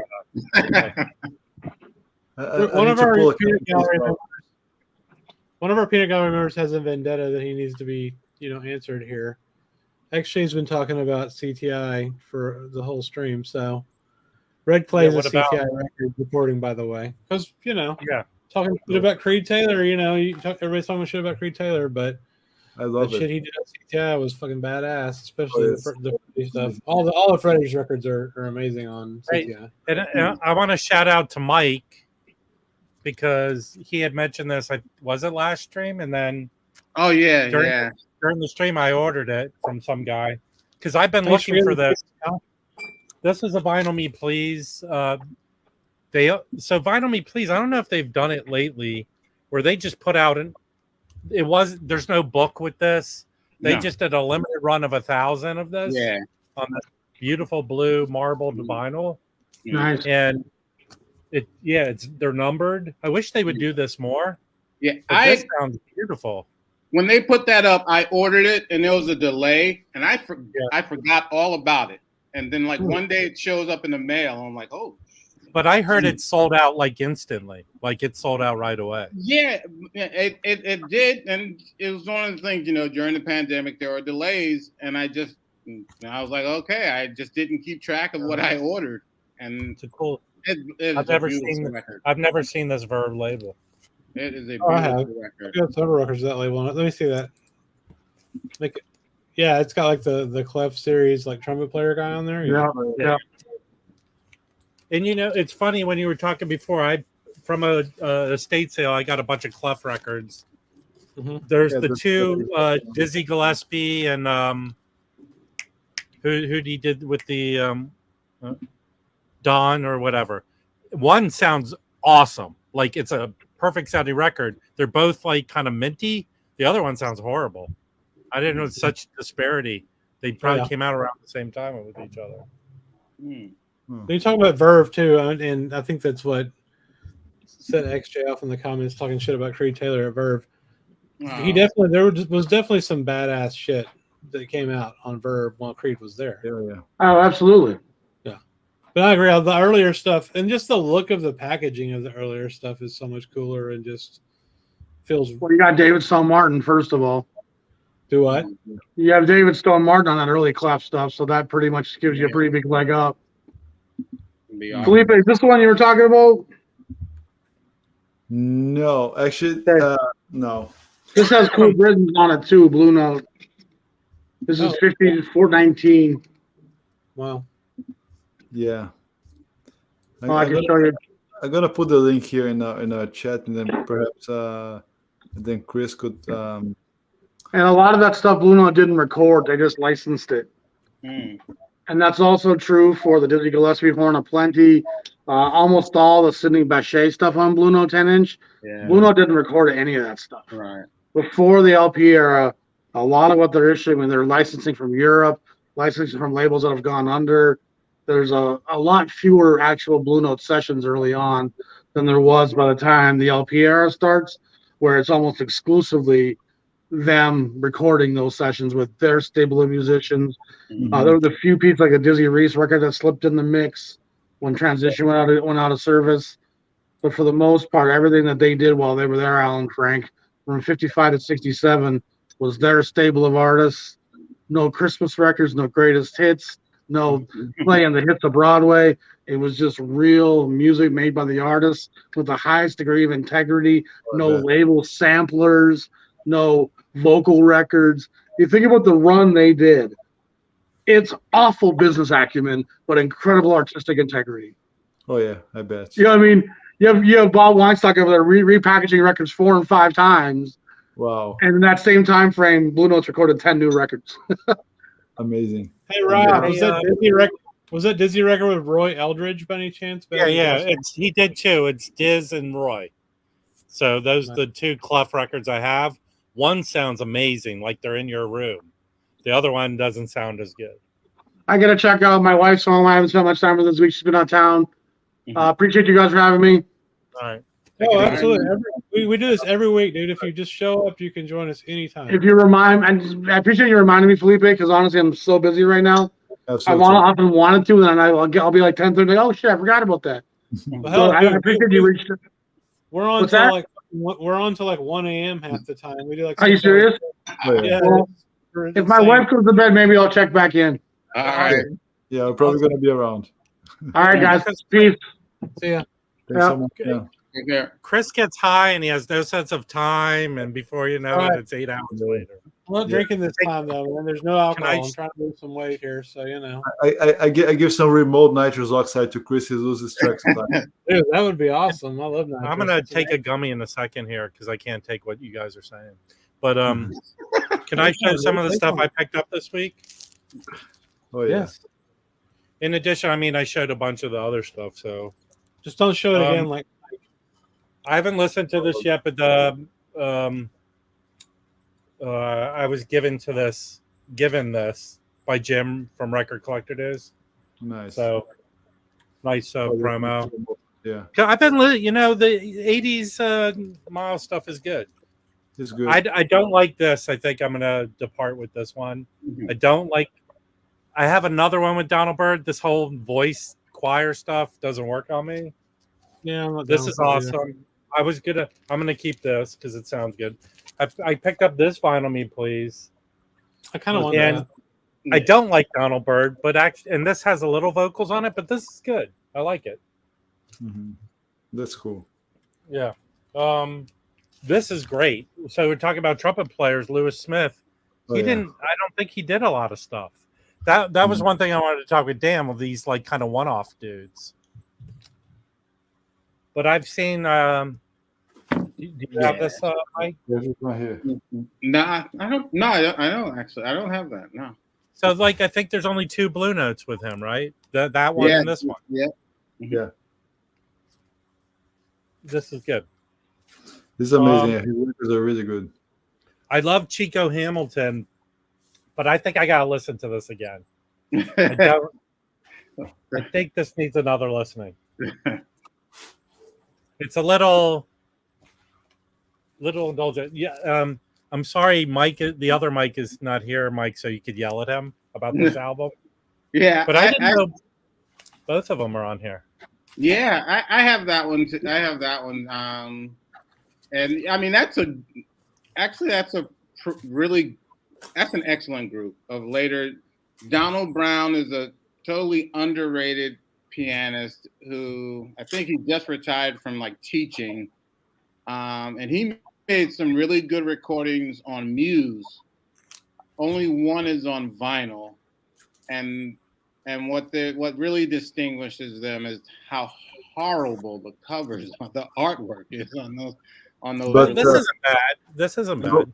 No, not bad. Yeah. But for Concord, Mike, Rob, did you get the original inner? I love the inner sleeves. They're Yeah, Oh, amazing. those are great. I have a lot of those, but this one's just plastic. But I have one sitting over there of a Charlie Bird record. Y'all already said this. I was trying to grab some records, so I wasn't paying attention. But the Concord jazz stuff from the 70s and 80s is amazing. It's really good. Yeah. It's hit or miss for me. So I mean, I like a lot of it. I've been wanting this record for a long time, and I have a question for you, Mike, if you know. Mhm. These Impulse reissues from the mid-'90s, do you know anything about them? Not the mid '90s. I know like the more recent ones. Are So they did a supposedly- whole line, like Yeah. they called them audiophile from the tape masterings, No, I think don't- between 95 and 97. Yeah. This is a different record for Sonny. It's kind of like him doing free jazz. Yeah. No, I had that on CD. Yeah, it's definitely, Yeah, I was gonna say I think this audiophile Impulse reissues, they're also on CD. So there may be your digital. I mean, it sounds good. It doesn't sound as good as the more recent stuff. I picked up this this reissue from '54, the Sonny Clark album. Mhm. I haven't listened to that yet because I just got it. This one. Oh, that was good. That. I saw one of them in my store today for $5, Rob. I haven't picked it up. I think I'll pick it up tomorrow. Yeah, well, I got that 50. It was a sale, like 50% off. So it was $5. All of those Savoy sessions are pretty good. I mean, Those I are- haven't Well, heard that. okay. So here's an interesting one. Oh, This one, but it's mastered. It came out in '77 from a session from '57, but it's a Van Gelder. Van Gelder remastered this in '77. Really? Wow. Yeah. So What's and the it's group? The group is Hardman, Mirage. Jackie McLean, Sam Doherty, and Spanky. Thank you, the The best. best. Yeah. we played with Blakey in '57 and shit. Yeah. That's Yeah, good fun. From that 57 kind of period had out of Blue Notes, right? And I did get I can't find my In a Silent Way. I haven't listened to this yet, but they were so nice to send me them with seam splits. And then their new spiel is we don't send covers anymore. So you would have to return the record, and when we get more in, we would send you the I'll whole send them to you if you buy them from them. My Silent Way has it's a tiny, seam. I don't even say it's a seam split, but you can tell, and it's noticeable. And I'm just like, you guys are. They have to. I know you can request. I know Joe Marino said take them out of the sleeve. They have to start making these now with the records outside of the sleeves. Yeah. They Right. just have to start doing that. Yeah. It's way too much effort for us to pull them I mean, out of the record sleeve. Right? Even the Metallica record club sends the records out of the sleeves. Yeah, I'll tell you who's on here. It's not like shit. It's awful. I need to find some good material. for it. Slash Oh, from Guns N' Roses is on here. I'm checking. Jimmy Heath, Milt Jackson, Will Davis, Percy Heath, Joe Harris, and then they're from Billy Eckstein. There are a couple different sessions. J.J. Johnson's on here, Rudy Williams. Here's a guy I don't have any of his stuff, and I'm interested. Is Oscar Pittiford? Does anyone have Oscar Pittiford Oh stuff? yeah, the Oscar Pettiford's amazing. I Yeah. don't have any left. OP, yeah. But I just actually watched a really and Jazz Bum Mike sort of hit me to this guy. He's on YouTube. He has a YouTube channel. It's like PD Bass, And yeah, I watched an Oscar Pettiford episode today, and it was really good. It was really good. I mean, he talks about all these bass players, and So, I think he teaches at like the University of Pittsburgh or something like that. But it Hey, was really good. Hey, So- Gennado 58. I have a Jazz Messengers reunion album. Does anyone have that? no. Where I a was bunch gonna- of them come back and play with Art Blakey in the 80s, No. early 80s? I No. know. Early I'm I trying haven't to seen think. the 90s. I've I was- seen I that was- one. Yeah, I'm trying to think. You said it's Japanese? It's a Japanese reissue? I'm gonna say it's either that Italian label Mm-hmm. Mhm. or it's a Concord record. Oh, Gotcha. It's with all my other shit. Then I have that Art Blakey in my prime that came out for Record Store Day, Steel Sealed. Yeah. I was gonna Mhm. sell it. I think they just it's one of those albums where they just started putting it out, so Mhm. you could get it easy. So I Yeah. think I'm just gonna open and listen to it. That's good. I have that one. So What yeah. are you good. gonna say, Felipe? So before we get to Mark, no, I don't have that. So before I get to Mark's question, just this one. Do you guys have this Art Blakey just wrapping up Bohina? You know, I Mm. saw it mm-hmm. when I picked up all this shit from No. Amoeba. They had that there. Is it good? That's a prestige. So it's a live recording, Bohina, Mhm. and let me see when. So Art Blakey, John Hendricks vocals on Money and Alone Came Betty, Woody Shaw, Carter Jefferson, Cedar Walton. Yeah, it's a really good record. Now let me see. It was recorded. It was a studio record. Morning, A Chant for Blue, One for Train, Mission Eternal. Yeah. That's awesome. Yeah, It was $30. I didn't feel like spending $30 on that. Well, I think I paid like $5. Well, here I have a good question because you know what I just ordered from the Juno in England because they gave me a credit because the record they sent me was warped. So I ordered what Mike picked up the Billy Harper Steeplechase record, Okay. but they had a copy of the Roy Brooks Record Store Day Oh yeah. album, and I ordered that, and I've been streaming it. Fucking Woody Shaw just everything I've listened to with Woody Shaw, he steals. Yeah. Yeah. Because I have that Record Store Day Larry Young, the recordings in France That's with so Woody good. Shaw. But I don't know any individual Woody Shaw albums that you should get. There are so many. There's plenty. I was at the store today, Rob. I saw so many. I couldn't figure out which one to get. Buy them all, man. Come on. And Well, yeah. his family, they've been reissuing live Woody Shaw recordings of late that are really good. They're phenomenal. Oh That yeah. are phenomenal. So we talked about trumpet players. So Woody Shaw, I think, is in again, I don't have a vast array, but I have a lot where he's a sideman, and I just feel he's power. There's no other way to talk about him. Yeah. A lot of people feel that he's like the last, speaking right now, the last great innovator on the saxophone, on the trumpet. And since then, there's been no one that's been that innovative in their playing. And they just, I'll tell you a Woody Shaw story is actually sad. The last time I saw Max Roach at the Village Vanguard, he was performing, and he said, he introduced Woody Shaw. And by that time, Woody Shaw was basically legally blind. He had a lot of problems. Max Roach had hired a driver to bring him to the Vanguard. And Max Roach had instructed the driver, do not take him home. Do not allow him to go anywhere else. So, and Woody Shaw basically convinced the driver, to drop him off. And then he ended up basically having an accident in the subway, which basically led to his death. That happened. That was the night and that was the last time I saw Max Roach perform live.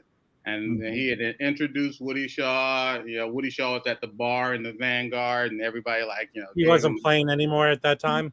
No, he wasn't. he was just not in in physical condition where he could play then. Yeah. I feel like everything I've heard him on, like this Roy Brooks, I can't wait to get that album. And then I thought it's from that Baltimore Jazz Society group. Yeah, Left Bank, which I thought it might have been from the same concert as is it The Last Slave? Or there's a Muse album. Yeah, the Free Slave. Muse album, but apparently he played with a slightly different lineup months before, and that's what made that Last Slave album. And then this, I hope they reissue. Is it Elemental who put it out? But right now, I mean, I got it for $75. It brand new. But when it came out for Record Store Day, it was what, 40 something bucks? What was it? Three LPs. I've been streaming it nonstop. It is so good. But Woody Shaw, it's under, what is it called? I'll tell you the name because I'm old and feeble-minded. Here, hold on. The only thing that sucks about Juno is like there's no tracking on the order. So it's Understanding. So it's 3 LP, came out in 2021 Record Store Day. But that I've seen it at Amoeba. They were selling it for $150. Really? Yeah. But I stream it. Do yourself a favor. It is so good. So good. I guess the CD's available. You could get the CD probably for $20. Oh yeah, no. I know which one it is. I saw the. And that and The Last Slave, that thing goes for a lot of money. That's cool. So, just getting back to some questions. I think what's his name? Sorry, Near Zero. He asked where I got the Sam records. So I've been ordering directly from France. So just get a bunch of people together to cut on the shipping cost. That's all we do. And, but it's actually not that bad. I loaded up 4 albums in my car. The shipping like wasn't that much. No, it's 20 euros, like what you get from Japan, kind of. So, and the euro and the dollar are very close. So it's not like you're. And, well, I'd rather give my business to the In-Groove, and I ordered the Nathan Davis album he got in stock. I have 2 copies of that. Yeah. One of them's Why do you have 2? Why do you have 2 bought copies? one and I forgot to send it back, so I got screwed out of $60 because I'm an idiot. And regarding Mark's question about if anybody here got the Lady in Satin analog productions, I'm skipping on that because I have a Mint OG. So I have a Mint 70s copy that's fine. Yeah, I also have, I'm gonna get that. Yeah, I also have a CD, one of those legacy copies with extra tracks. It sounds perfection too. So whatever. That and the Herbie Hancock are my 2 most anticipated albums so far that's been announced this year. What Herbie Hancock are you talking about? Imperial Isles. Oh, absolutely. That's maybe and the cheaper versions of the Steely Dan. Since you guys the VC got me into Steely Dan, I never would have listened to Steely Dan if it hadn't been for the VC. Yeah, I want the pared down versions, the $40 blame versions. the VC on everything. And Imperial is going to be a classic series, right? Yes, it is. Yeah. I can respectfully say to you, Baggy, you haven't influenced me to get anything. Mm-hmm. Yeah. What about that? Or not? But real quick, you said the Steely Dan, the cheaper versions that Analog Productions is going to put out. Yeah, Is it going to be 60 or 40?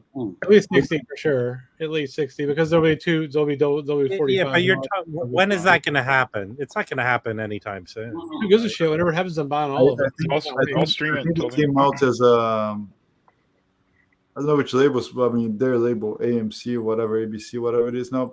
But it's a digital copy, and apparently it's okay. Yeah, I mean those are $30. You can get them now. Yeah, they were well done to start with, right? So if you don't crap when you're cutting it, you're gonna do it right. Yeah. Hey, by the way, Rob, while we're doing the stream, I just found that other Jimmy Jufree Record Store Day album for $10, so I just bought it. Free shipping and $10. Have them send it to me. Okay.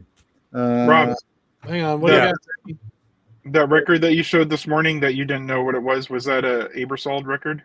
Because I have an Aebersold record right here. What are you talking about? Oh, you mean with the music that comes with it? Play along. Yeah, Yeah. yeah. Was it a So- was it a Jamie Aebersold record? Yeah, mine doesn't have that big fake signature on it. What is that? That's Jamie Aebersold's signature. Oh, it's not a J. Abersol. It's an MMO, but it's probably the same type of thing. Oh, It's an okay. MMO. Is it like World of Actually, you Warcraft? know what? I think that -1 or whatever. I think that's that other big music publishing company. I forget the name. Hey, can you show me another album, Baggy, that will not influence me to buy it? Yes, Yeah, hang on. Okay. Check this out real quick. Lady in Satin Classic Records is the best. So this one here. we're But this- guaranteed that the hang on real quick, Baggy. The Analog Productions that's coming out is cut from the same shit, right? Yeah, the same Yeah, thing. probably. Yeah. Yeah, Oh, probably. yeah. I have that. Baggy, I have that. And in fact, do you Well, have there you part go. two? Wait. I Wait, had You it on. just proved my point. listen, You you- just proved listen, my you- point. No, wait a second. Do you have the yellow? Do you have volume 2? What are you drinking, bro? Of what? Of that you just showed volume 1, man. Do you have I volume don't 2? remember. I don't remember what I just showed. Dude, can someone pick Baggy up and drop him off at the New York subway? That only goes to show I really want to know his drink. I want to have some of that. Just- If you don't have part 2, I have an extra copy of that. That's what I'm saying to you. I just want to show like some recent, Oh, okay. like Yes. Woody Shaw. That this is on Elemental, and they're live. I And, do see. Yeah, I this see is- that a lot. Yeah, Yeah. it's really good. It's like $20. It's not Yeah, expensive. Yeah, no, this one also, and this is with a quartet. And he actually didn't perform with a quartet all that often, which is So, pretty. what is the amazing. first album you're showing with? Who did he perform with? That is a quintet. These are all guys, younger guys. Well, then younger. Steve Teray on trombone and percussion. Mulgrew Miller on piano. James Stafford on bass. Stafford James on bass, and Tony Reedus on drums. I've got a lot of stuff with those guys. So you recommend those albums are good? They sound good. Yeah, I especially this one right here.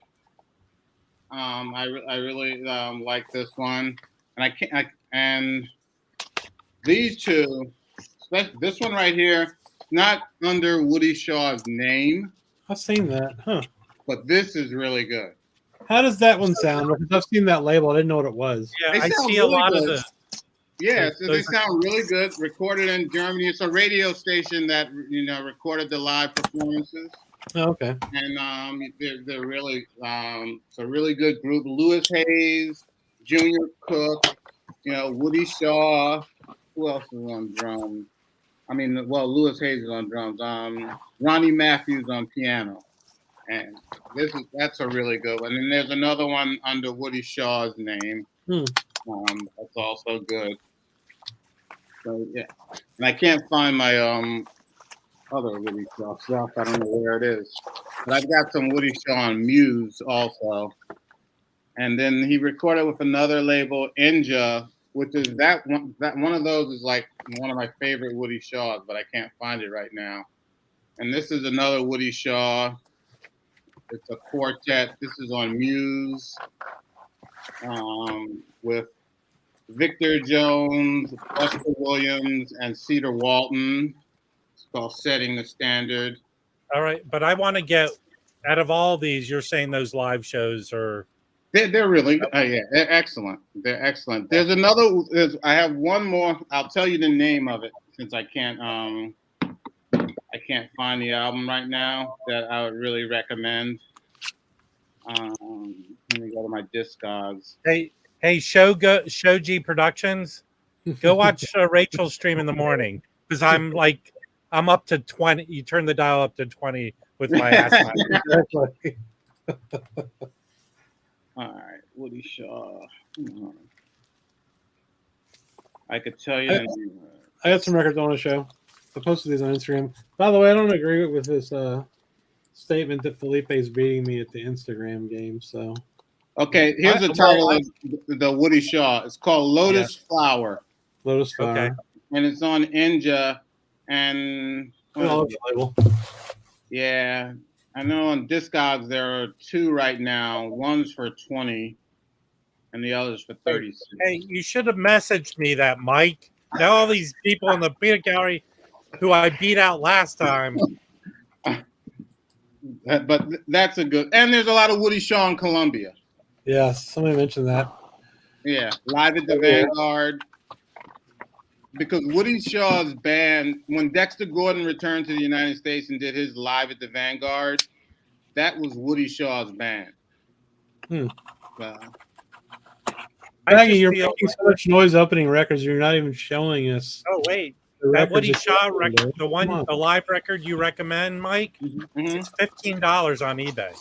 It's definitely worth $15. It's definitely worth $15. What do we have, Miss Noble Beggar? What do you have there?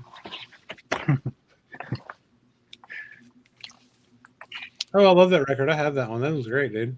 Nice. That was my swap. Oh, Michael Kushtuna is the guy who did those.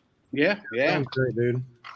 Look at this! Look at this! Look at this label. Isn't that cool? Yeah, it's really Well, that's a great one. Nothing makes me not want to get that record more. yeah. He takes jokes though. So, hey, could you show me a John Cougar record? Not one with that Mellencamp name, please. Hey, Jose, what's up, man? I got some records. Oh, what is this one? Let me see. This is just John Cougar without Mellencamp. This is before Mellencamp. Yeah, that's when he was Jewish. Yeah. Nice. Show your record, Chris. Come on, man. Shut up, man. Somebody was bitching about Donald Byrd earlier. I don't remember who it was. Me. It was me. One of you. Joe wants our VMP Donald Byrd record. He wants to buy it. Check this You out. want it? This record is a really good Donald Byrd record. I couldn't get into it. I tried. Oh, Yeah, man, I'm not. not. My feeling is Donald, like, there's a handful of Donald Byrd records I like. He's just not for me. Ethiopian Nights. Well, what about that Motor City one? Have you listened to that? No, one, back Wax? in when he's starting out, I have a lot of his Prestige stuff is great. The Motor City one is really when cool. he- It when he has like, such a became- cool cover. When he became big, and I don't know when he became, I guess he was a big seller for Blue Note, Oh, and yeah. they let him do what he wanted. I don't like that stuff. I think the Derelict, those like 50s Blue Notes, Rob, like Royal Flush, Burning Hand, that stuff is amazing. Well, I have Chant. That's good. Bird But and his Flight. How about that one? his Prestige stuff. Who was the guy he used to do a lot of stuff with? Maybe I don't know. not Pepper. Well, Pepper Adams from Detroit. Yeah. But back when he was young, it's because he was just doing what everyone else was doing. But then they got hold of him like this, where he has the chanting on the records, and don't get me started when he's doing the funk. I don't like any of that kind of shit. I mean, you know. Places Hey, and look. Spaces. Places and Spaces is great. Oh It's yeah, like an iconic album, dude. Come on. oh yeah. That one. It's iconic if Does you're. that one have?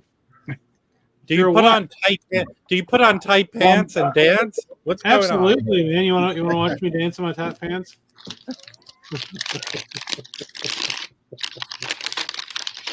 Oh shit!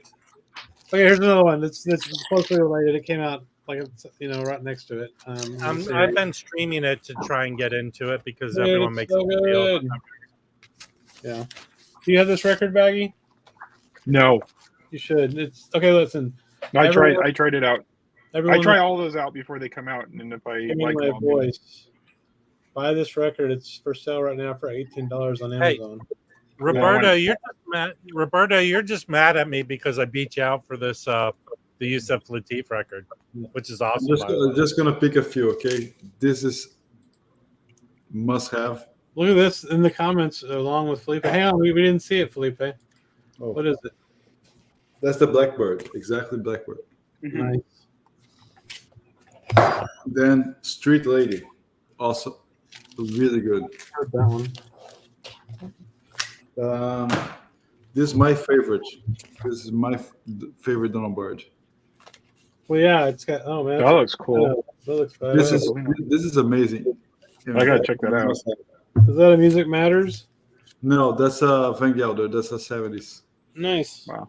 Yeah, this is a Liberty. Also really good. Blackjack.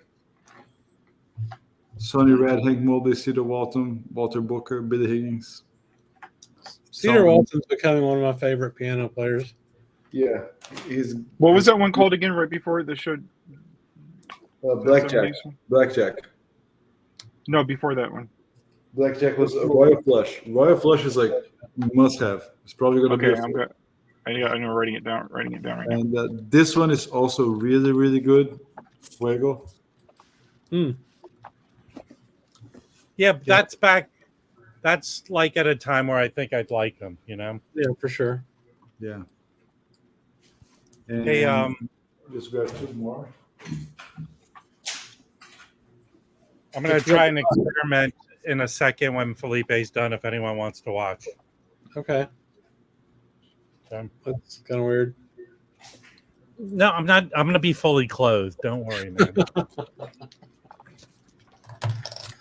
Oh shit. And this two here. Sorry, guys. Catwalk. Now I've seen that. So- There's 75th, I think, isn't there? that's a Music Matters, right, Felipe? Yeah, Catwalk and Birdie Hand. Yeah. Okay. See, when he's with Pepper Adams, he's under control. There's no Yeah, chanting. Walter. No, yeah, Walter Davis. Yeah, I have a Donald Byrd with brass and voices. That stuff sucks. Yeah. Yeah, he definitely has some shit records. Like this one. Okay. So I'm going to try an experiment if anyone wants to watch right now. Okay. Okay, that's it. Are you gonna Okay, so burn? right there, someone's trying to get me to convert to some religion, but it's a Yeah. Sharpie, I'm guessing. So I ordered this from Amazon. Where's George? Such disrespect. George only opens records. He doesn't Okay. open records. Yeah, that's fair. So I ordered these Okay. dry erase markers. Yes.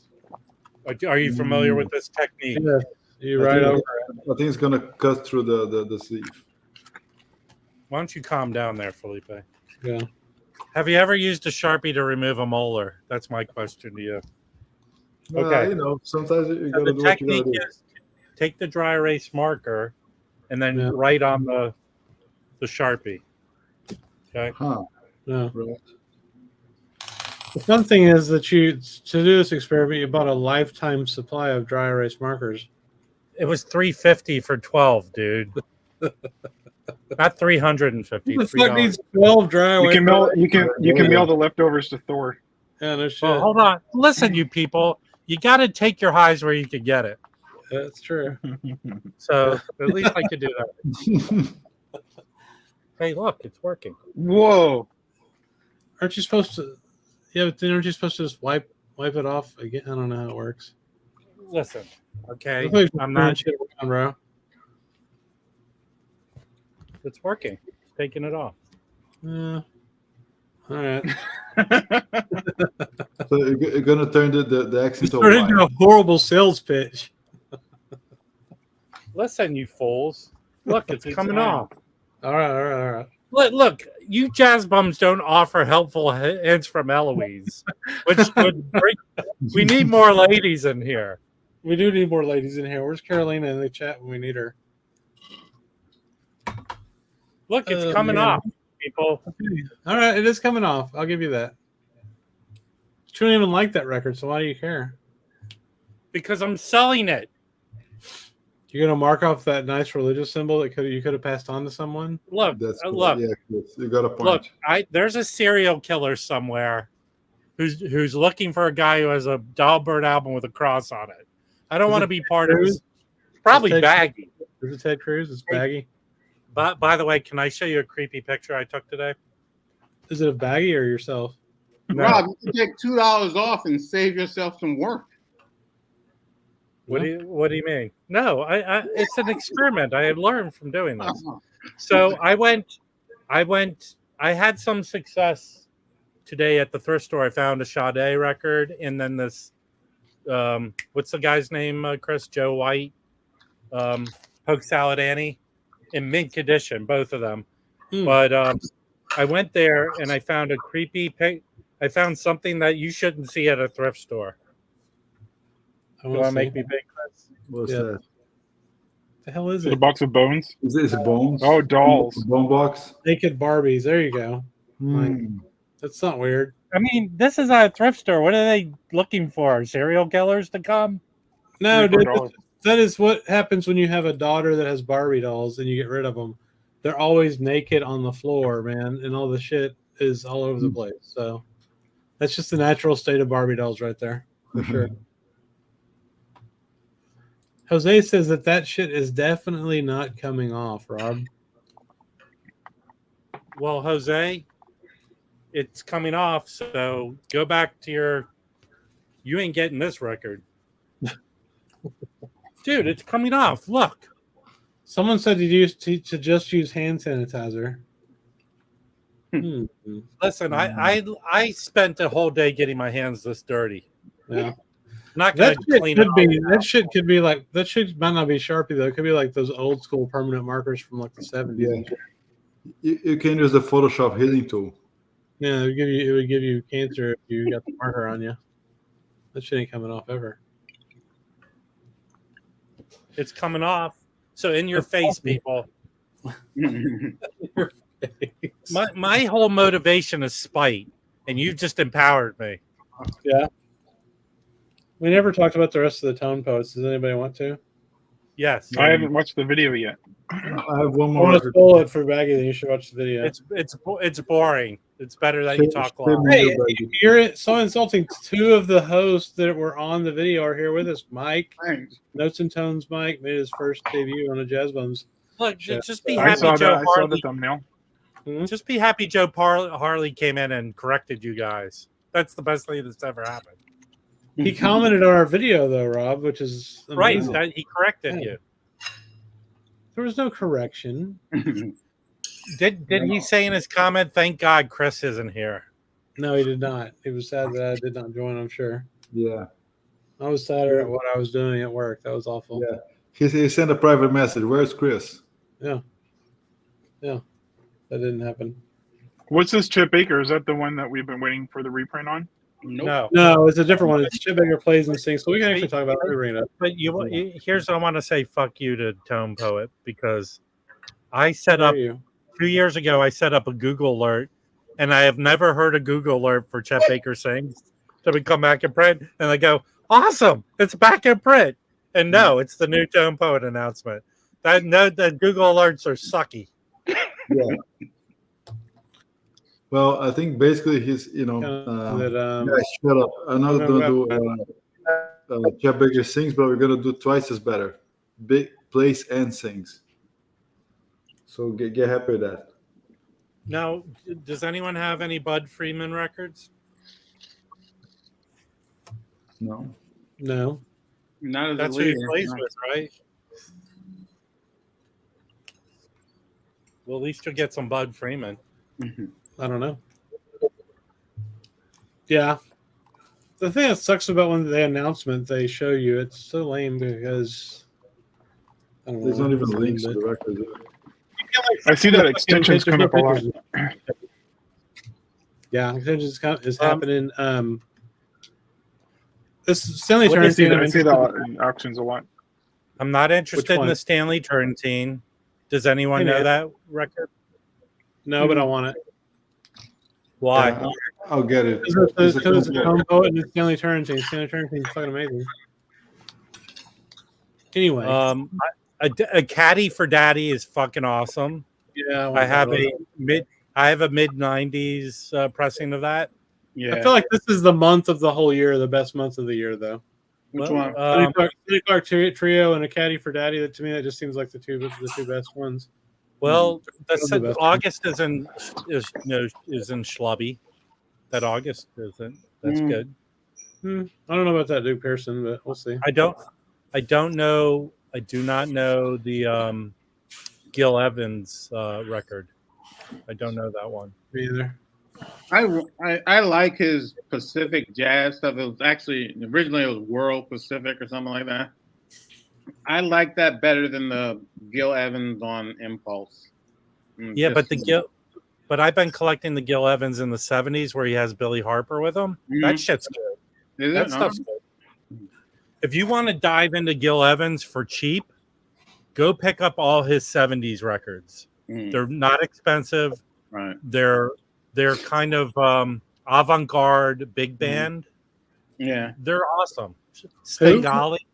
Isn't there that one he does the Jimi Hendrix stuff? That's Well, that's Gil Evans does Hendrix. okay. But people like that album. It's not out of all of them. There's what are there 7 or 8 albums that are just a lot of them are live. They're just good stuff. Yeah. But they're avant-garde. Sorry, Rob. I think that the Evans does Hendrix. They were still going to work more on that. He died before they could complete the whole thing. Yeah. Hey, I don't know Jack Wilson. Does anyone know Jack Wilson? I think I have a couple of Jack Wilson records. I'm trying to think what label that one's on that I have. The one I know of. I don't know. It sounds like the one I have sounds like shit, so I don't know. I wasn't super impressed with the one I have, so we'll see. I'll tell you right now, the best album out of all of them in my mind is the McCoy Tyner extensions. Because I don't find that McCoy Tyner didn't do stuff like that. It's almost like it's an Alice Coltrane record to me. Okay.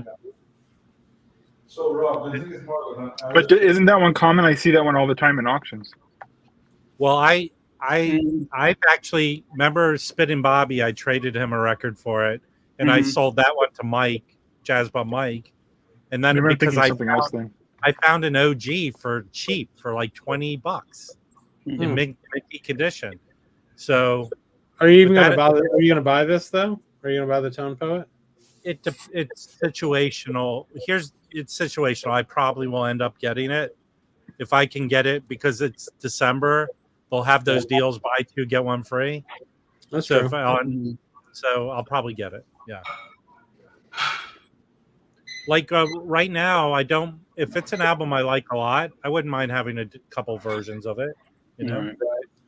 Right. No, me either. I have the Gil Evans. Schizophrenia is a huge release too, though. Yeah, it's so good. It's so good. I mean, I thought. Go ahead. No, go ahead. No. I'll tell you. One person I'll buy anything he does is Jackie McLean. Right. Anything I find with Jackie McLean, can't go wrong. No. I find he was consistent all throughout his career. It's just good, solid stuff. He did no crappy stuff. That's been my experience so far too, honestly, man. Like that I want the only reason I want to get the Ornette Coleman box is because that's the only way you can really get that Jackie McLean record, right? Yeah, I'm gonna listen to the Ornette box again to see if I like some of those records more than I did a year ago. Just to see. Well, the live, I mean, I got to think half of them are like the live albums are good. I've listened to those. Yeah, those are good. I like those. There's a couple of other ones, man. They're kind of rough.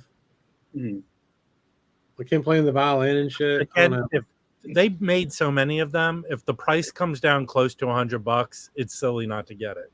Yeah, someone had posted. Well, I think they're still. Yeah, they're like I don't know, 180s now. But someone posted in Facebook in the UK, they're like down the 140. Yeah, but that's pounds, so it's the same price. Yeah.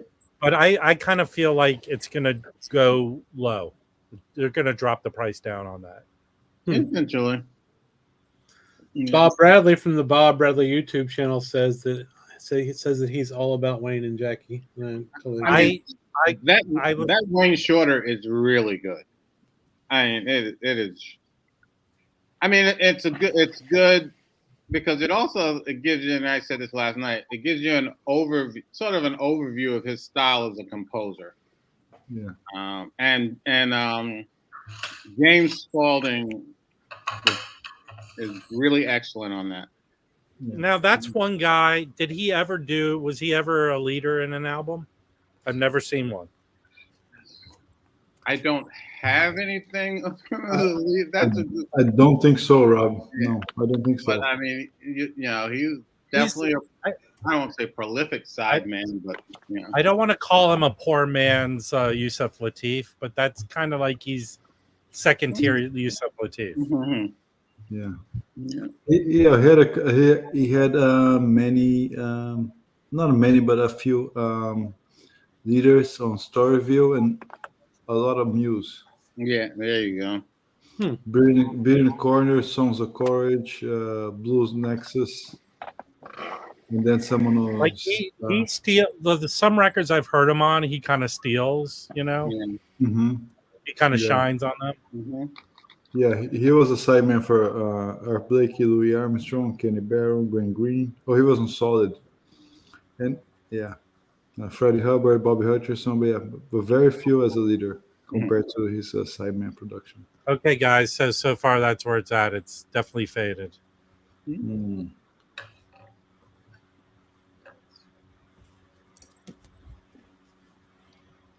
And what other? Maybe if I pour some of Baggy's green drink on it, it'll take it off. Yeah, that's fair.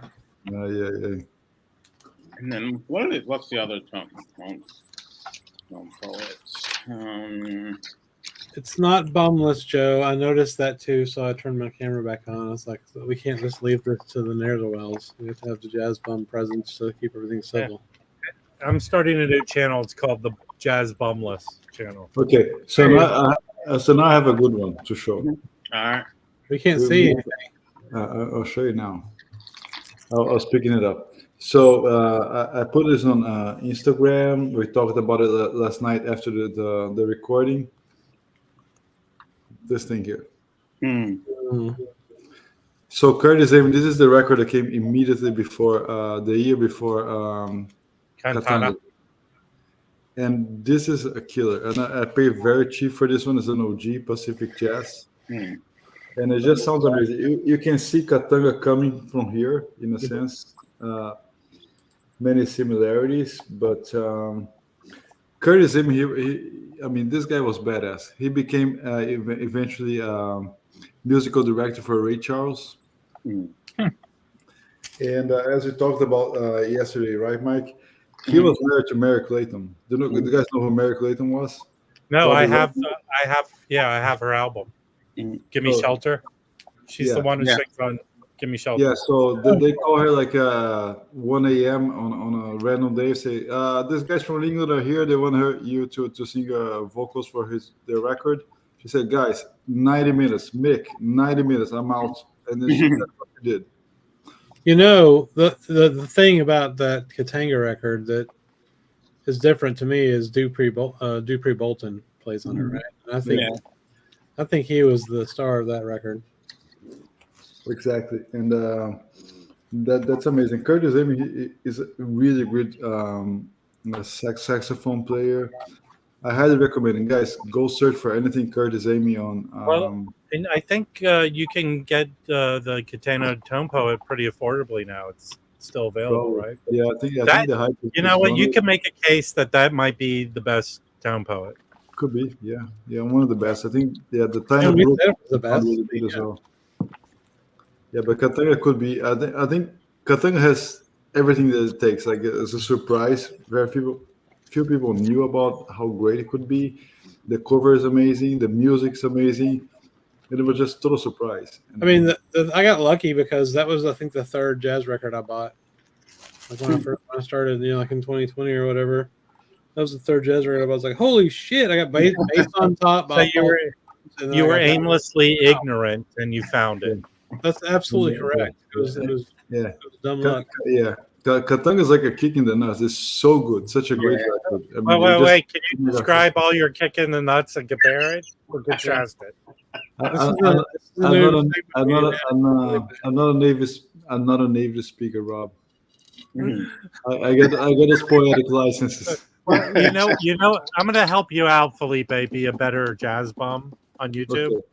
Yeah. What would be the Portuguese translation to "kick in the nuts"?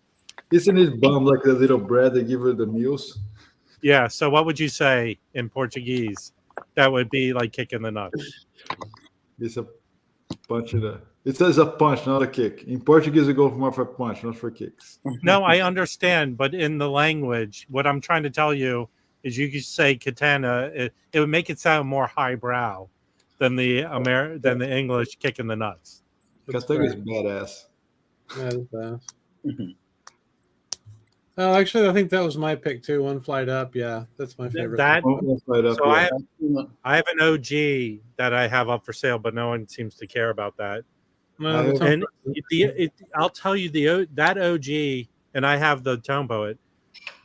The Tone Poet's awesome, but that OG, the Rudy, the mix, it's very punchy, and it's kind of bright. It's kind of mixed hot, sort of. I have a 70s Van Gelder, which it also sounds great. I have both, but they're neck and neck. I wouldn't like pick one over the other. How much do you want for that OG, Rob? You go look it up and make me an offer. I'll just go find it on your store. You know what? I might have to get nail polish remover. Send me some nail polish remover, Chris. No, is that what he said to use? Nail polish remover? No, look, what I feel like it didn't hurt it. I listed the record with a Sharpie marker. Now you're out $3.50 for the marker. Oh, one Flight Up is it failed investment? It's not a way to run a business. So technically, I think the way it worked is the One Flight Up mono was technically the first pressing of it, and the One Flight Up stereo, which is the one I have, is the second press. Yeah, there's a repress. So Chris, you can kind of lowball a little bit. Yeah, that makes sense. Well, what's this deal with Felipe and balls? Kicking the nuts, low ball. That's what they say, yeah. I have like 6 records for Chris anyway, so yeah.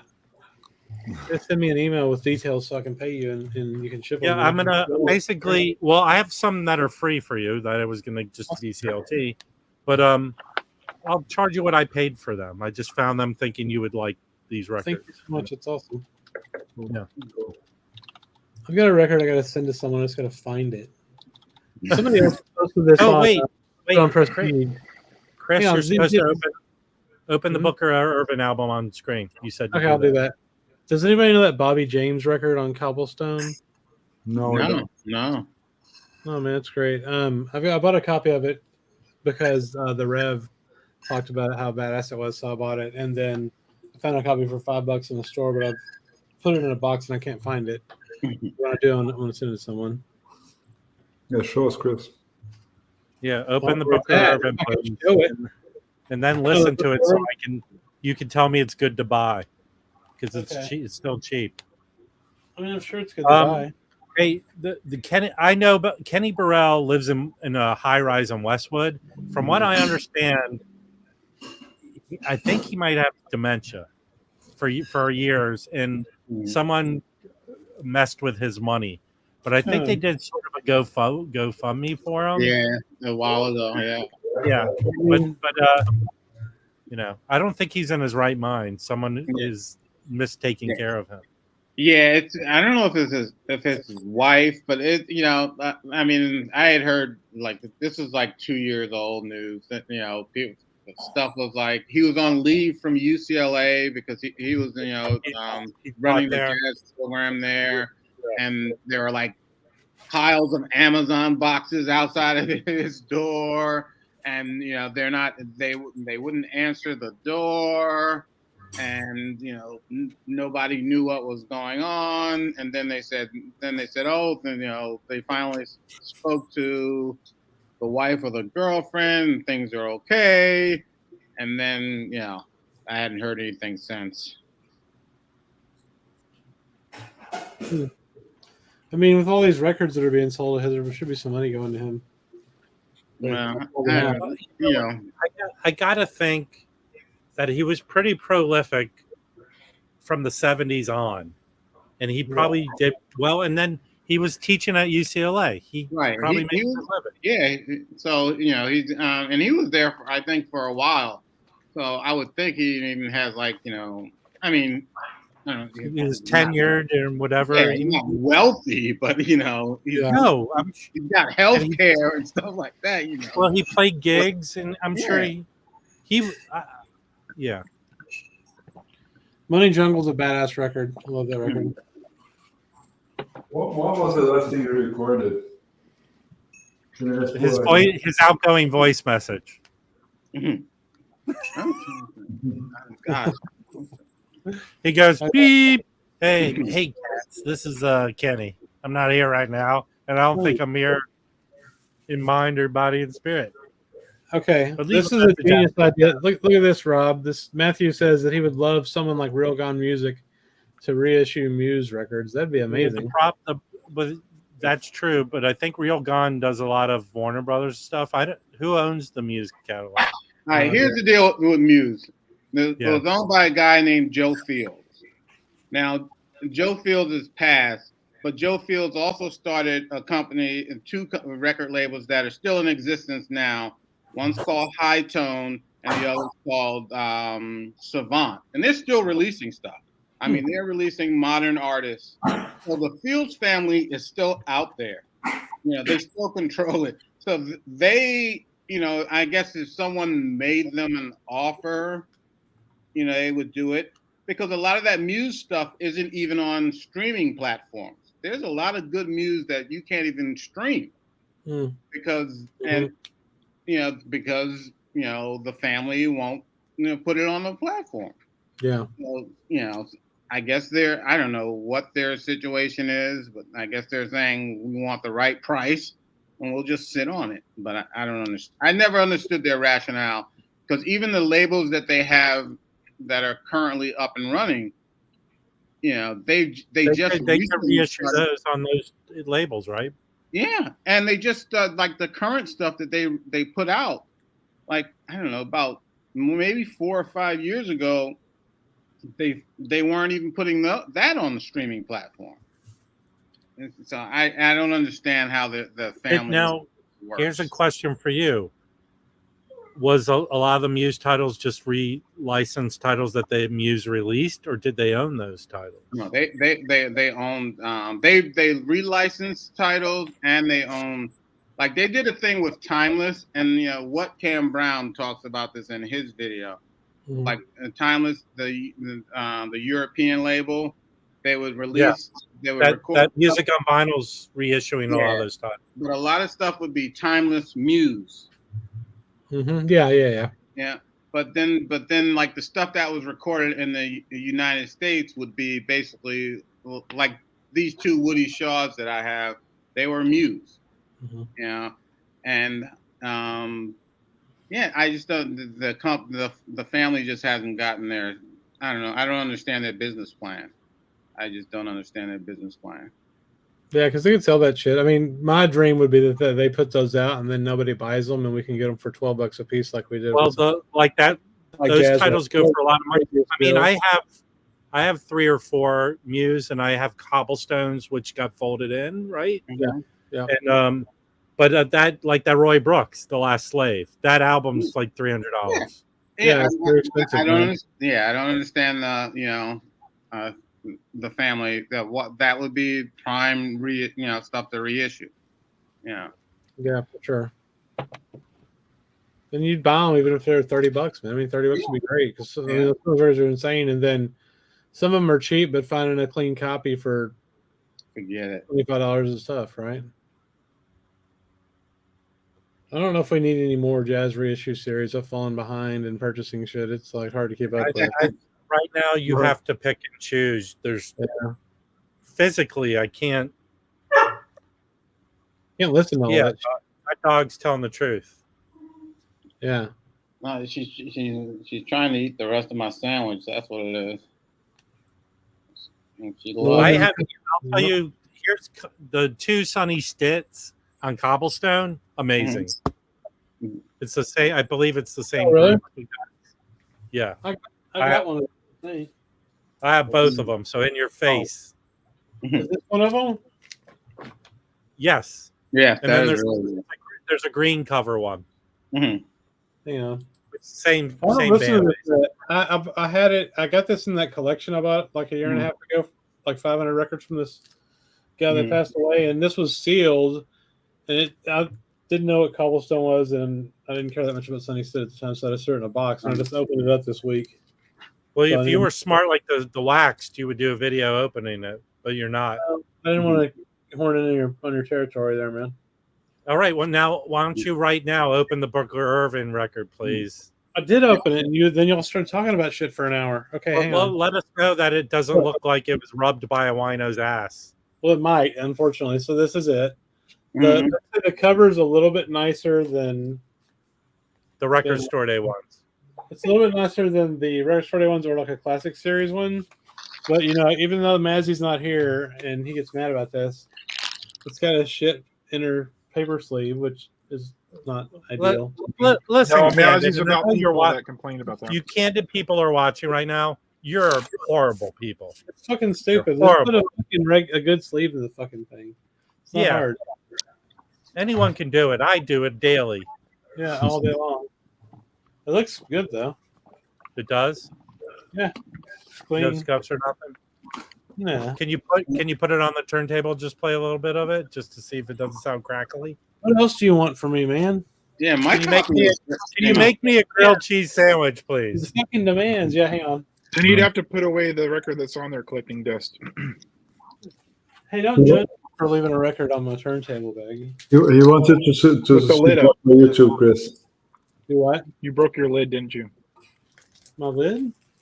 Yeah. No. My lid for my turntable? Did it come with one? It's broken, yeah. I'll tell you, I have the P3. I take the cover off and put it on. The latches are plastic. It's horrible. That much for a turntable? Plastic. You can't put proper hinges on them? Yeah, Well, I don't have a lid on this on purpose because I don't want to fuck with it. Because I just play records on this thing all day. So I don't know. I like it's sort of like making your bed in the morning. I like the act of putting the dust cover on and closing up shop for the. Hey, near zero, there the Ricky Ford on Muse that's like killer stuff. Killer stuff. Can y'all hear it? It's not playing yet, but No, I can't because it's not playing. hear it. Brett, this album's killer.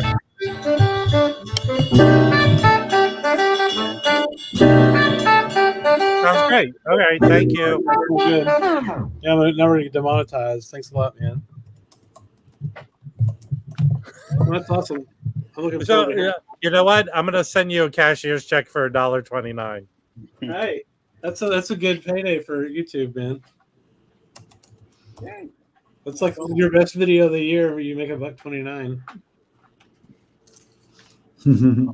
I don't know. I think I'm like 900 hours away from monetizing.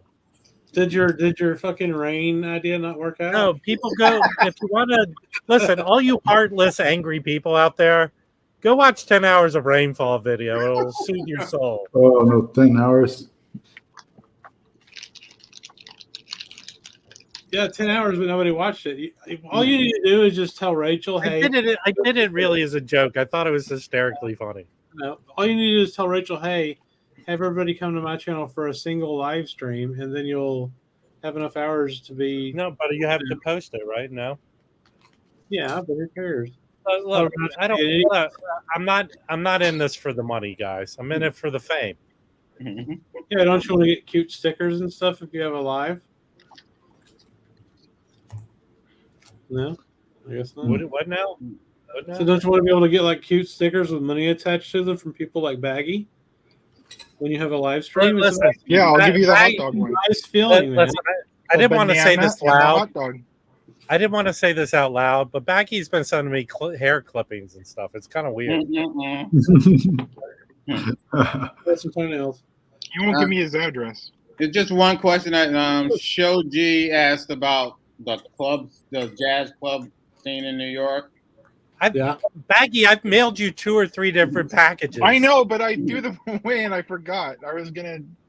I said, okay, I'll show him. I've got his return address, and then I threw it Can you away. make baggy big, Chris? Hang on, With a hang on. straight You're face. interrupting, If damn I it. give you my address, Yeah. please say you're not going to send me toenail clippings and hairs, clipping Yeah. hairs. Let's see if you can tell us that was true. I won't send you some my people- toenail clippings and my hairs. That's a good enough one. Just grandpa's. What were you saying, Mike, before you were Yeah. interrupted? Yeah, it's the jazz club scene in New York. It's pretty strong right now. I mean, you can't like this week. Who's Fred Hirsch and Esperanza Spalding are playing at the Village Vanguard. That was sold out before the week began. How many people fit in there? It's not a big place. It's only like less than 200, but it's two shows a night. And before the pandemic, you could day of and week of you could get tickets to performances on maybe not a Saturday or a Friday a night at 8:00, but the Friday night shows at 10:00 are sold out. The Saturday shows at 10 are sold out. The Wednesday shows are at 8 are sold out. It's just crazy. That's awesome. How much are tickets usually for those shows? For the Vanguard, it's $40 music fee, and then you have a minimum for drinks. Yeah. So you're maybe 60 or something like that all Yeah, together. food there too. Can you eat? So- Not at the Vanguard. No. There's another food that I go to, Smoke, and they have food, and the food's not that great. I mean, it's not Or bad. divorce. It's not bad, but I'd rather not pay for the food. Yeah. But it's also about $40 there, and they have great acts there. Good. And then there's a place that I go to most often. It's called the Jazz Gallery, and they have like a lot of the younger acts. Mm-hmm. And That's pretty cool. they have seats that are benches. They're I think around 20, and then you can have there are a few tables that are maybe 40 and 30, and then if you're a member, you get a discount. And a membership doesn't cost you that much. You could pay like $10 a month for a membership, and that gets you're able to get stuff in advance, and you get a discount on tickets. So Mike, did you have the chance to see some of the Ron Carter performances last year? The latest I ones? didn't see any of the Ron Carter performances, and he's coming to he's been out because he had a back injury. Yeah. But he's gonna play the Blue Note soon. So you know what? You're driving me crazy. My dog is like elderly and insane. Cranky. Yeah. But I may go to see one of those shows. Yeah, I wish we had a cool club down here that had anybody coming to it. And I'm going to the Vanguard next week. I think it's Wednesday. And I got my ticket like last week. This guy David Murray, saxophone player who I love, he's playing, and he's got a new band. And the pianist is this woman, Marta Sanchez, who I really like. One of her latest release was one of my favorite new releases of last year. So she's in his band now, and he just recorded a solo record for this label. I think it's called JMI Recordings. It's going to be all analog, 45 RPM. I don't know when it's coming out, but I pre-ordered it on Sunday. Nice. And so I can't wait to see him. I haven't seen him in years. Yeah. So speaking of which, Rob, do you have any information on when the Kevin Gray label is going to be releasing those records? I don't. But last I remember hearing, we have lunch once a week. No, last I remember hearing from him is he said soon. Like I saw him do a speech or talk, and he said there soon.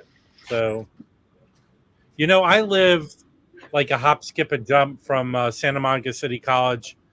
One of the biggest benefactors in LA for the arts is Eli Broad, and they have a stage there. And the Santa Monica City College has a jazz band, and they do some. I think they did a performance of Wayne Shorter's opera there.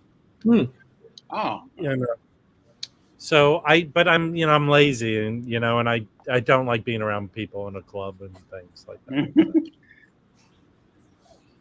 But I could go down to Hollywood. I mean, there's all these places where people play all the time. Yeah, with that many people in LA, there's really some good places. Yeah. Did you go to the knitting factory when it was there for a hot minute? No, but I've been around there because it was part of this complex where I used to do movie stuff. That's my problem. For 30 years, I stuffed people in movie theaters and did shit. So I've had enough. It opened right after I moved in like 2002. It opened somewhere after. Yeah, that. And then it was gone. They put out a lot of good shows and stuff. well, There's yeah, Blues Alley. yeah. With the knitting factory, the guy that owned it, Michael Dorff, what he did was he moved. Like he has, the knitting factory. There was one in New York for years, and it was the whole big scene. I saw a lot of great acts there, but he moved. Now he owns this. I don't know if they're in other places. I think they're in other places, but it's called like City Winery, and it's a performance space. They have a lot of bills. Yeah. That's what he does now. He moved on from the knitting factory. You know what would be amazing? Speaking of clubs, do you all know I think the album's called Top of the Gate, Bill Evans record? Yeah. Yeah, I have that from Record Store Day. Yeah.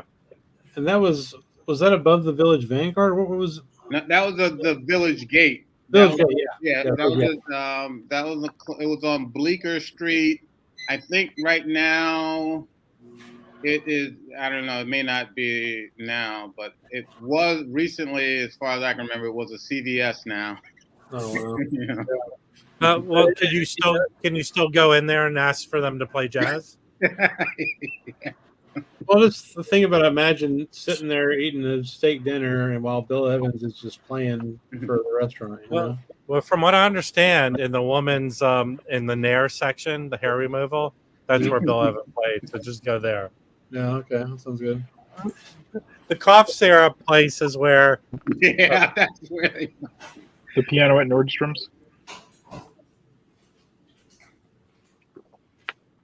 He would also spray you with a perfume sampler whenever you walked by. Dude, that should be in like a Naked Gun movie where he starts, like, remember in the airport where he's fighting everyone walking in? Yeah. That should be like, yeah. Remember an elf when they sprayed it in his mouth and he didn't like it? Yeah, that wasn't the best part of Elf. No, the Elf's so great. What's the best part of Elf? That's the best part of Elf. There's two parts that make me laugh. Where he says, "If you see gum on the street, it's not free candy." That's really funny. My favorite is when he answers the phone and he says, "Hi, Buddy the Elf. What's your favorite color?" That's pretty. That good. one got me for some reason. I like when he just freaks out on the mall Santa the most. If you want to, you smell like beef and cheese. Beef and cheese. If you want to pee your pants, I tested the movie Anchorman, which had a story, which they went back and edited out this storyline and reshot a new story. So basically, so you can get it on DVD. It's called Wake Up Ron Burgundy is the original version. Yeah. And in it, Maya Rudolph kind of plays like a Patty Hearst character. So they have this second storyline of her abduction, I guess, that they're reporting on. Then they cut it out of the movie and reshot a bunch of and edited in. So you can get both movies with tons of outtakes that are pee your pants funny. But if you had bought it, I think from Best Buy, they added another disc with other bloopers. So there's a scene in it where they're in the cafeteria of the TV station and they're talking, and they turn to Steve Carell. What is his name? Steve Carell? Tank? Brock? Whatever. They turn to him and they go, "What are you eating?" He goes, "A cinnamon burrito." And they go, "Where'd you get it from?" He goes, "At the end of the counter." And then I think Ron Burgundy goes, that's a used coffee filter, and he got it out of the trash can. Have you seen this record? Really? Rob? Huh? Have you seen this record? I think I have seen it. I love Sonny Chris. Yeah, me too. I Yeah. haven't heard it yet. I got it like a year ago, and it was in a box, and I cleaned it recently, so I listened to it. I've seen a lot of Sonic quiz in my store. Same thing as a Woody shot. I still have to figure out which one to get. Well, The Prestige stuff is good. You know, a lot of that Sonny, I don't know, that's on Prestige that you had, Chris? Yes. And the guy that founded Xanadu, he produced a lot of the Sonny Chris stuff on Prestige. so I'll tell you one to get because I've sold it because every time I see it, I buy it. But it is cheap. There's a MCA twofer that has a Kenny Dorham record and a Sonny Chris record. Both those original versions of those records are astronomically high. But you can get, I bought mine sealed. I've seen every time I see it sealed, it's $11. It's insane that more people don't get this twofer. I'll tell you the name of it. Hold on. Sonny. I don't want to fish through my records right now. So I would pull it out. I'll see if I can find it. I'm fishing through mine, man, for the community. I'm fishing through. Here, I'll send you a link to the Discogs in the chat. It's called the Bop Masters, actually, and it's the two albums are was originally the Sonny Chris was put out on Peacock Records. That's a Prestige. No, Peacock. Peacock, okay. And then here, let me go into the thing because I think in other listings on Discogs they list. Green Label Prestiges do sound great usually. I do agree. Yeah, all my Green Labels Prestige are great. Yep. So the two albums are Sonny Chris at the Crossroads and Kenny Dorham and the Jazz Prophets Volume 1. Both those albums are astronomical. But I'll give you the link here to this twofer. Go get this twofer. It'll be the best thing you did. Put it in the chat. The best thing you did was Ralph Macchio on that record. Yeah, there's the one part where he does the swan kick to your face, or Felipe's nuts. He doesn't play guitar on the record. No. He goes, do it for Johnny. Do it for Johnny. Ralph Macchio is the best that's blues Ralph. guitar player in history. Yeah. Outsiders. He beat Steve Vai in a contest. Of course, he beat Steve Vai in the contest, and then he beat Satan in the contest. Listen, Roberto, I just said the twofers are repressings of two albums. They're not comps or stuff. No, And they're really good sounding. Here, I'll pull it. I'll see. I think I have it right here. For some reason, Baggy, that movie makes me think of Cocoon as well. Seems like the same time frame. Really? Yeah. Maybe you saw them at the same time. I remember seeing Stand By Me and Ferris Bueller in the same summer, and it was the first time I took the Dial-A-Ride bus by myself to the movies and went to the movies by myself and came home by myself. What the hell's a Dial-A-Ride bus? You just call and they come get you? It's like a taxi, but it's like a bus. So you buy a ticket and you call them, and if they come near you, then they'll call you and say, "Hey, we're out front," and then you come out there. Nice. Chris, are you sitting down? Because I'll explain it what it is. Okay. They're old people at an old folks home. They need to get over to the mall so they can yell at a service lady that they So they call this bus, and that's how it works. Baggy was just sitting there with a bunch of old retired people. City. It was I grew up in a retirement city, basically. You did? Please, we need to know more about this. You grew up in the villages? I was born and raised in Hemet, California, which it's not now, but at the time, there was a bank on every single corner down the main, street of town because it had a huge population of retired people. It was like a city in Florida, basically. It was the Jello capital. You sure not in Florida? Huh? Were you sure not here in Florida? Yeah, it's like being in Florida, basically. but you're an hour away from Orange County, from LA, from San Diego. So it was like living in somewhere in like Oklahoma. That was like the vibe. But you could within an hour, if you had a car, you could be someplace. Were you cooler. pressured to marry your own cousin? I was. Well, no. Well, My cousins are. I don't have any girl cousins, unfortunately. Wait a second. Let's step back because that opens a whole line of questions. That, if you had girl cousins, you wouldn't have a problem with it. No. okay, we have an update here. It depends what she looks like. Jose, it did not come off with the magic marker. It did not. No, work. it faded it. I'm It's- sure if it's I worked on it more, it would come off. But Yeah, How old is that comment? but listen, Is listen, that comment just he- brand new? listen, me using a dry Oh my erase God. on a Sharpie on an album cover pales in comparison to wanting to marry your cousin. That's true. Becky was I feel thinking like about- it's last week where Chris confessed to us being a serial bird killer. I'm not a serial bird killer. Hey, I did though this week. You know, all the bird talk motivated me. I cleaned out the bird feeders I had and put new food in, so they're happy. Look, see, it came clean. There you go. Do you like that record, Felipe? Because Rob doesn't like it. No, Felipe said he didn't like it. Okay, You're muted, you're muted, buddy. Don't tell him. We can't hear Felipe. you. You're muted, man. Not my favorite bird, but that's okay. There's a worse one. I'm gonna get it. Felipe's wearing the T-shirt of the record that I want.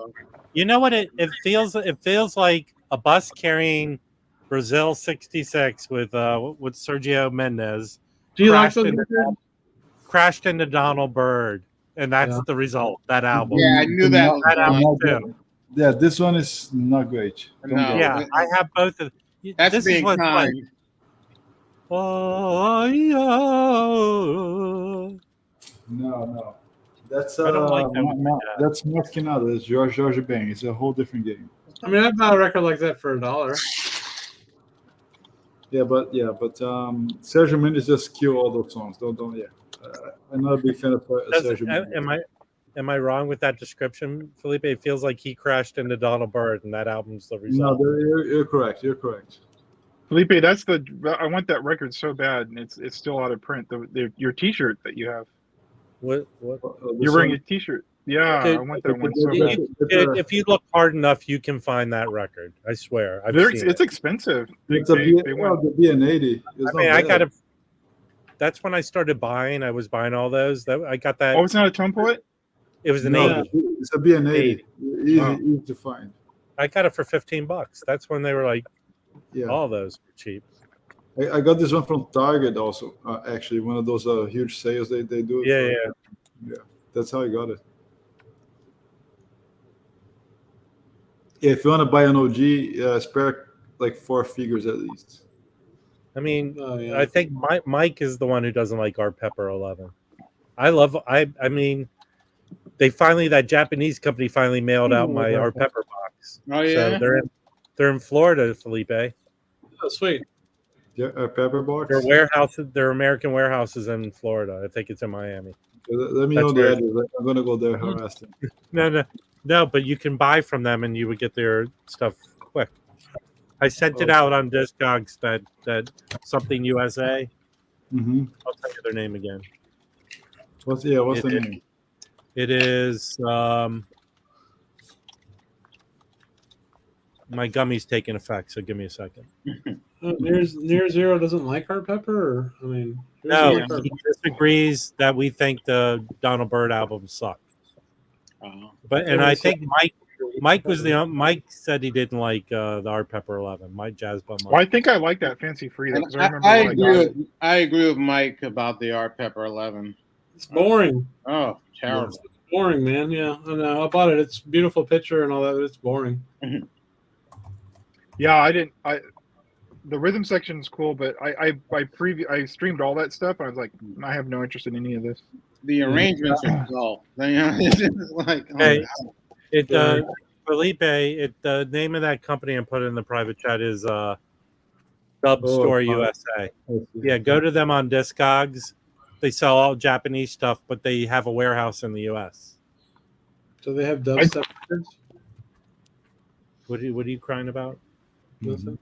What is I think I keep bringing this up every time, but so the Verve thing is done with Chad, right? Is that, or we don't know? Well, no. No. Okay, not so. The verb by request is not with Chad. It's being done by Right. Third Man. But the stuff that, because I was thinking eventually, my hope was that we would get Clifford Brown with strings. Also that, and I want Porgy and Bess with Ella and Lewis. Those are two that I'd really want badly. But it seems like the more avant-garde. That's very cheap. The more avant-garde stuff is stuff Chad doesn't want to touch. So the verb by request that's what they're doing with all that stuff. Those sound good too. Oh, yeah, they're great, man. And I think some more titles came out today, right? The James Brown. The Mel Brown, which I have an OG of, that's not an avant-garde record. It's just a straight blues guitar rocky album. And then the James Brown came out today. Yeah, both of those.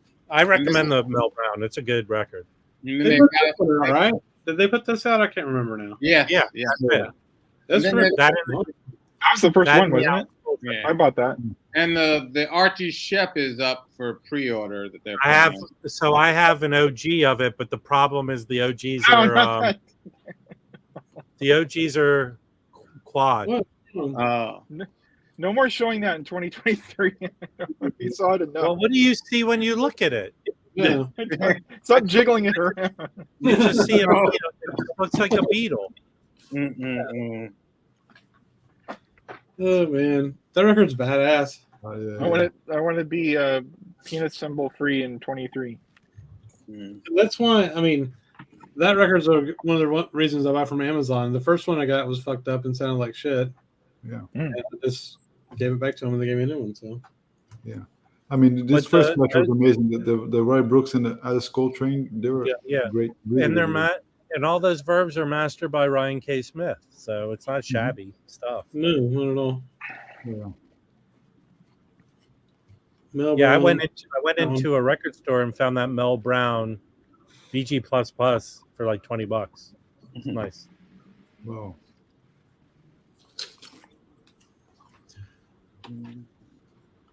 You're a fan of Paul is a fan of Marty Page's arranging, so am I, for sure.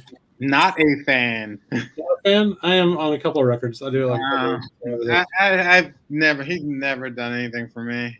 And he he's did the guy on the Art Pepper 11, you know. Yeah, that is boring though. Hey, Roberto, are the Doo Woppers a punk band from the 70s?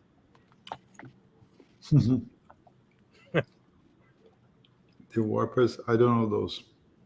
I think he's talking about the flattening machines. Oh, okay.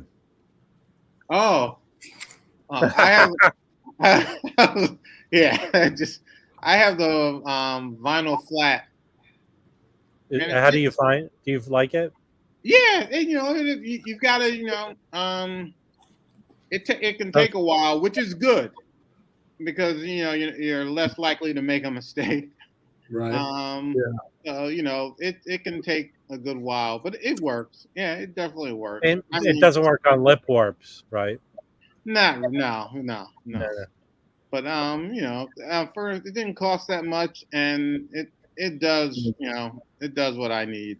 I send them to Patrick, the vinyl archivist, and he has one of those. He flattens stuff for me. No. Mm-hmm.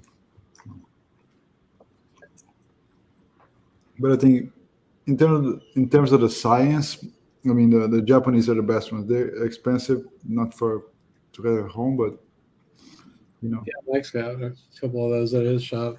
That stuff is badass, yeah. Oh, that's what I wanted to mention. Do you any of you guys watch what's his name? His videos. DG Mono, that guy on YouTube. No. I saw a couple, yeah. He posted a video today,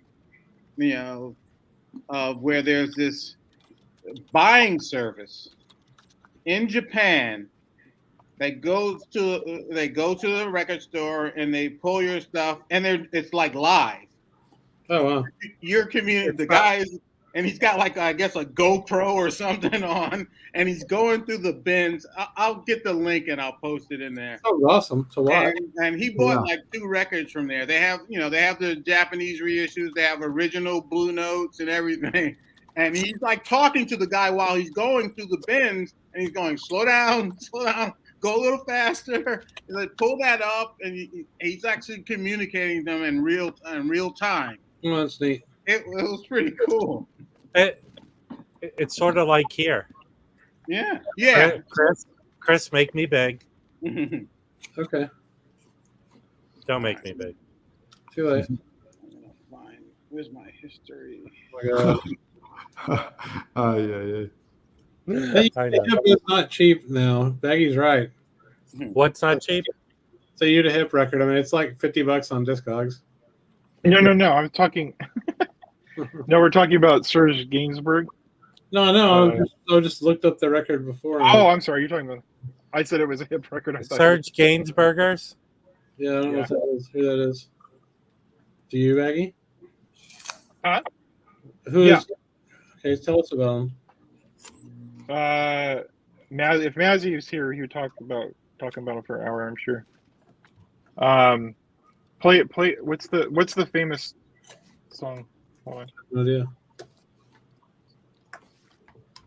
British and live albums, and other stuff in Europe. Oh, that sounds cool.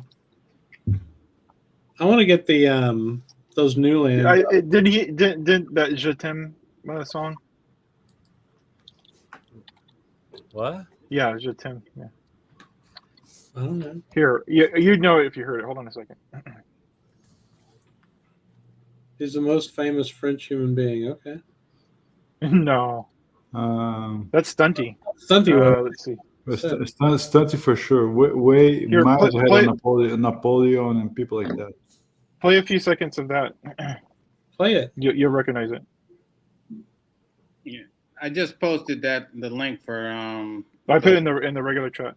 No, I have shopping. Like I want to get the album with that on it because that's like iconic at this point.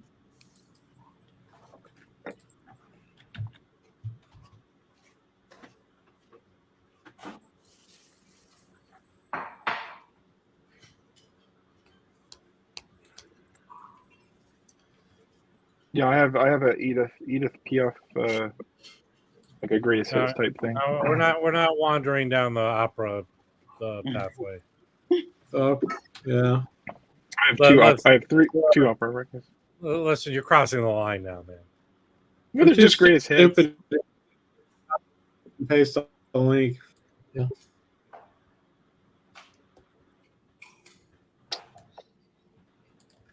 Let's see. I don't have any Caruso 78s yet. Caruso, David Caruso. Did he do? Yeah. No.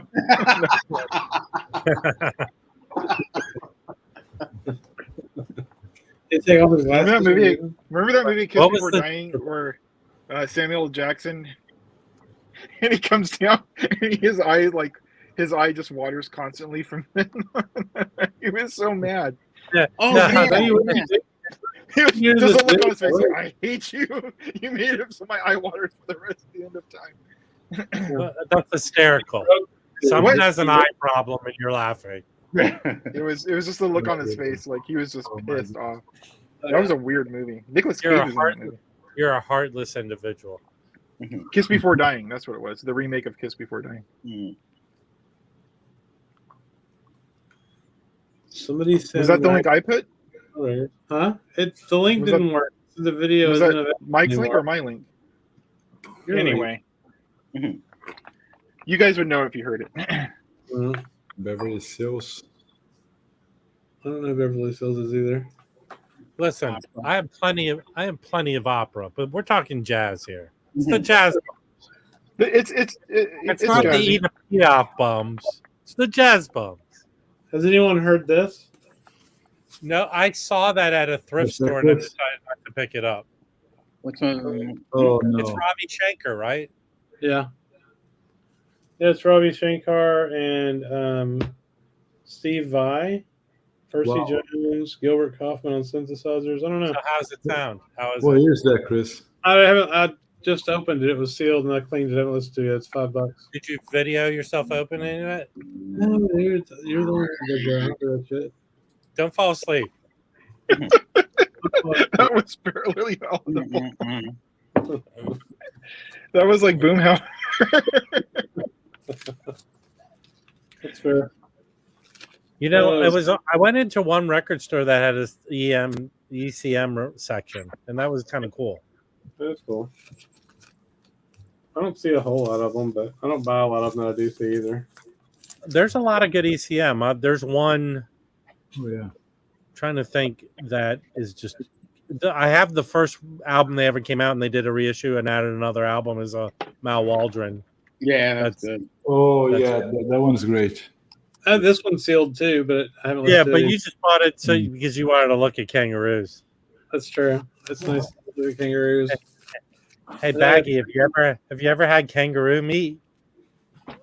Mike, do you know anything about Jimmy Witherspoon? Yes.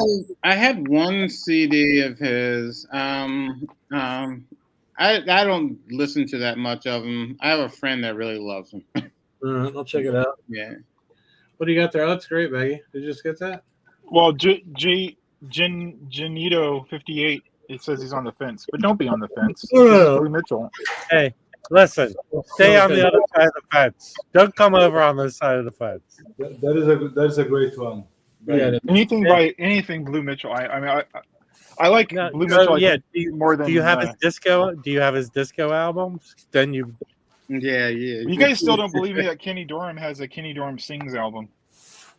I believe Who doesn't believe you? I've never heard you say anything about it. Chris, I've said it on many occasions, and Chris thinks it doesn't exist. You know what? We live in a world. Is it on New Jazz? It's on New Jazz or Prestige or something like that. Well, what do you think about that, Mike? What kind of voice does he have? Kenny played. I want you guys play to the stream it trumpet. and then come back next Friday and tell me if you're Hey, able to get through you the whole know, album. His It daughter's grew on like me. I like it. his daughter has liked several of my Instagram posts. You have the ability to share a link with him singing, Baggy. Mm-hmm. Baggy's not qualified to share links, obviously. And just talking about recent ECM, that there's a Mark Turner ECM that was released in December. That's really good, really good. You know, the John Abercrombie ECM records are awesome. Mm-hmm. He does a lot of good stuff. Yeah. I got another Coast record coming. I can't remember what I bought, but Then you have a problem, man. well, I mean, yeah, obviously. So on ECM, do you guys have any of this? Not many vinyl, but CDs. It's a French drummer called Manu Katché. Do you have it? No. This I is can't great. even pronounce it. Manu Katché with a K. Katche. Manu Katché. He's a really good drummer. He's a what? On ECM. What instrument did you play? Drums. He's a Oh. drummer. Okay. No. He's really good. Seems like the 90s. Yeah. And speaking, who has some great ECM stuff, and it's only on CD also. Charles Lloyd. Oh wow, really? Yeah. Oh yeah. Before he signed with Blue Note, he was with ECM, and it's a lot of great stuff. I like his Atlantic stuff too. Yeah. Forest Flower, that live record's one of my favorite. Great. I bought this record, the Slide Hampton Quintet, featuring Clifford Jordan, called Roots. Have you heard that one, Mike? Is that on Crisscross? Yeah. I haven't heard it. I have it on a list because that was one of the ones I think they did on vinyl. Yeah, in '85. Yeah. You got it already? That's this. I bought it like a week and a half ago, and this guy, he's like, I only ship on Tuesdays, so I had to wait like a fucking week or whatever for him to ship the fucking thing. So I'm like, okay, man, that's cool. I guess it's fine. I don't care. Yeah. But anyway, yeah. So it's got. I'm excited for it. It's got Slide Hampton, Clifford Jordan, David Williams on bass, Billy Higgins on drums, and Cedar Walton on piano. So Billy Higgins and Cedar Walton. Yeah. They That and made then 1,500 albums together. they're all fucking great though. Like they're just great together, man. I love those guys. Yeah. If there's some good Crisscross. There's another. I think 2 more Clifford Jordans that are really good. There's one called Ballads. That's really good.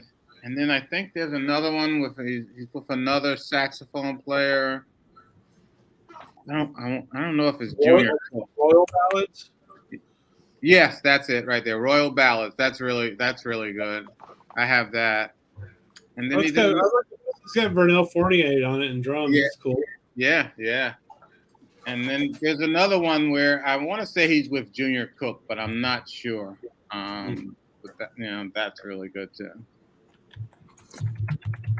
It's funny. I was reading some article. When I was reading something about Max Roach, and some guy he just didn't like Clifford Jordan's playing, and I was like, dude. And then he suggested that actually on like We Insist and stuff like that, Max Roach should have used Stanley Turrentine instead, because Turrentine had played with Max Roach's bands.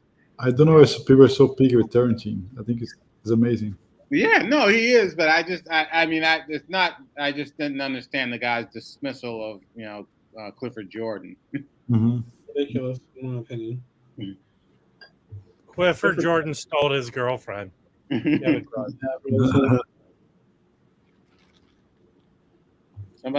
Roberto's asking about T-shirts. I mean, they're gonna be a possibility, but we kind of messed them up, so we got to figure out how to do it. And Yeah. Lazy, so trying to make content, man. Yeah. Are they going to say buy So now or cry later? No, so the T-shirts are done. We're just figuring out the best way to make a video for people. Well, we gotta make a different T-shirt too, because Mazzy says it wasn't right when we sent him. We need to change it. So yeah, I don't know. Figure it out. Well, we sent him a large. If it didn't fit, he's got to work on it.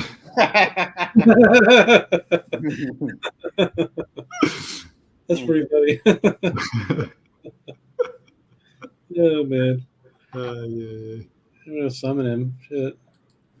Yeah, Jose has taken over the Peanut Gallery and he's got his own show going now. Jose should just come up here. Yeah, Jose, you can come up here for sure. Anybody can. I haven't really gotten anything in this week. It kind of sucks, man. Yeah, no, this stuff. Tomorrow my that East Coasting, that Charles Mingus East Coasting is supposed to arrive. Oh, the new one. Yeah. No, I don't know anyone. There's a Pure Pleasure one of it. I listened to it. It sounds good. Good. I have the CD of it too. Yeah, so do I. So I'm looking forward to the vinyl. I mainly got it because Bill Evans is on it, but it's pretty straightforward jazz. It's not Mingus being Mingus. Right. Yeah. I have a cool one coming. Didn't arrive today. It's gonna probably be arriving tomorrow. It's a Riverside Philly Joe 1159 on Riverside Showcase. That's an amazing record. I want to get the Dracula record. I was going to say that a minute ago.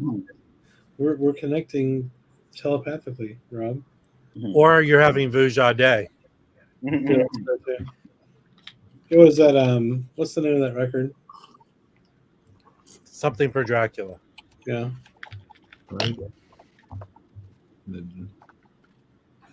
What's the first? Oh God, I don't even know. What's the first record you bought this year? Oh gosh. Back to Discogs. Probably a reissue. Probably some reissue that I bought over Thanksgiving and arrived on the 1st or 2nd. Yeah. Mine was Tom Waits. Oh wow. Rob, do you know that Nearsighted Fox guy? Who? On Discogs? Nearsighted Fox. No, He's in LA too. It's pretty cool because when he goes on Whatnot, he doesn't show the albums and run the auctions. he goes on there and he just does his packaging from his like Discog stuff, and then he has like a list of everything he has on Discogs in the whatnot. So if you want something, you just type in the chat, "Hey, I want that." So I told him I wanted the closing time. I asked him if he would start at $5 less, and I asked him to play it for me. So he played it so I could hear if it was fucked up or anything, and he took $5 off for me too, and it was really cool. Are you best friends now? Yes, I said I'm never gonna buy from the Wax again. You're my exclusive LA distributor. My soul. Unless you want to sell. Wait, what did I want from you? What do you want? The last one. I forgot. Well, you're a bad consumer. Yeah, So many there records. was something you showed at some point. Yeah, Well, did you? For Record Store Day, I just stuck in my head. I got that Egyptian jazz record. Did anyone get that? No, it sounds cool. Which one? That's no, good. I know which one you're talking about. You could get it cheaper now than what I got it for, but it's really good. It is. It's that guy, the Egyptian. He's like a big drummer dude, but I thought it was pretty good. That's nice. I think What's it? Oh, I think Kraft. Sorry, Baggy. I think Kraft Right Drop is a reissue. Someone does a Tiwa Niren records.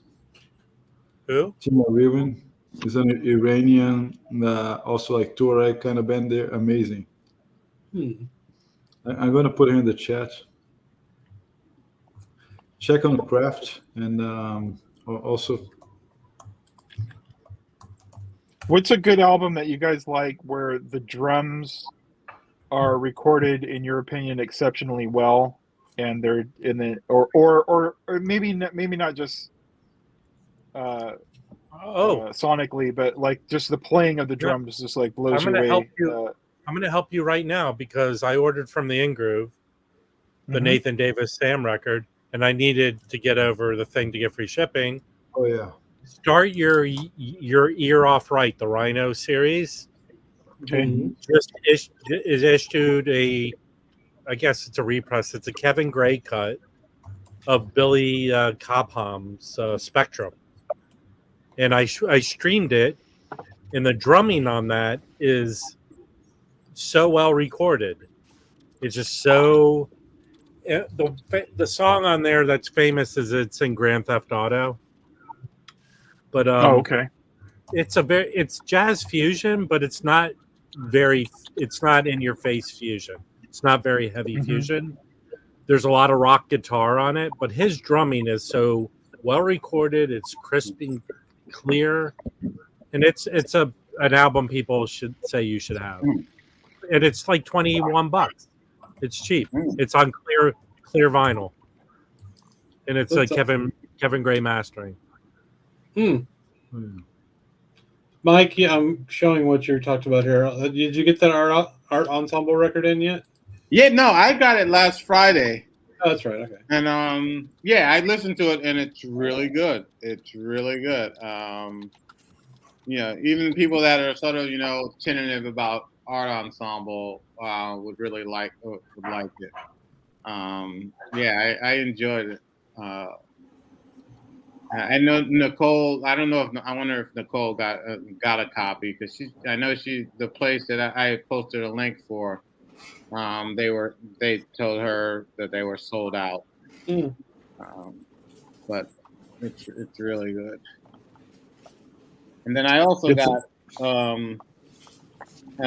a 2020 reissue of a Bill Frisell album, Valentine. Not a reissue. Oh, that's a great album. Yeah, not a reissue. I gotta get that. Yeah, I picked that up.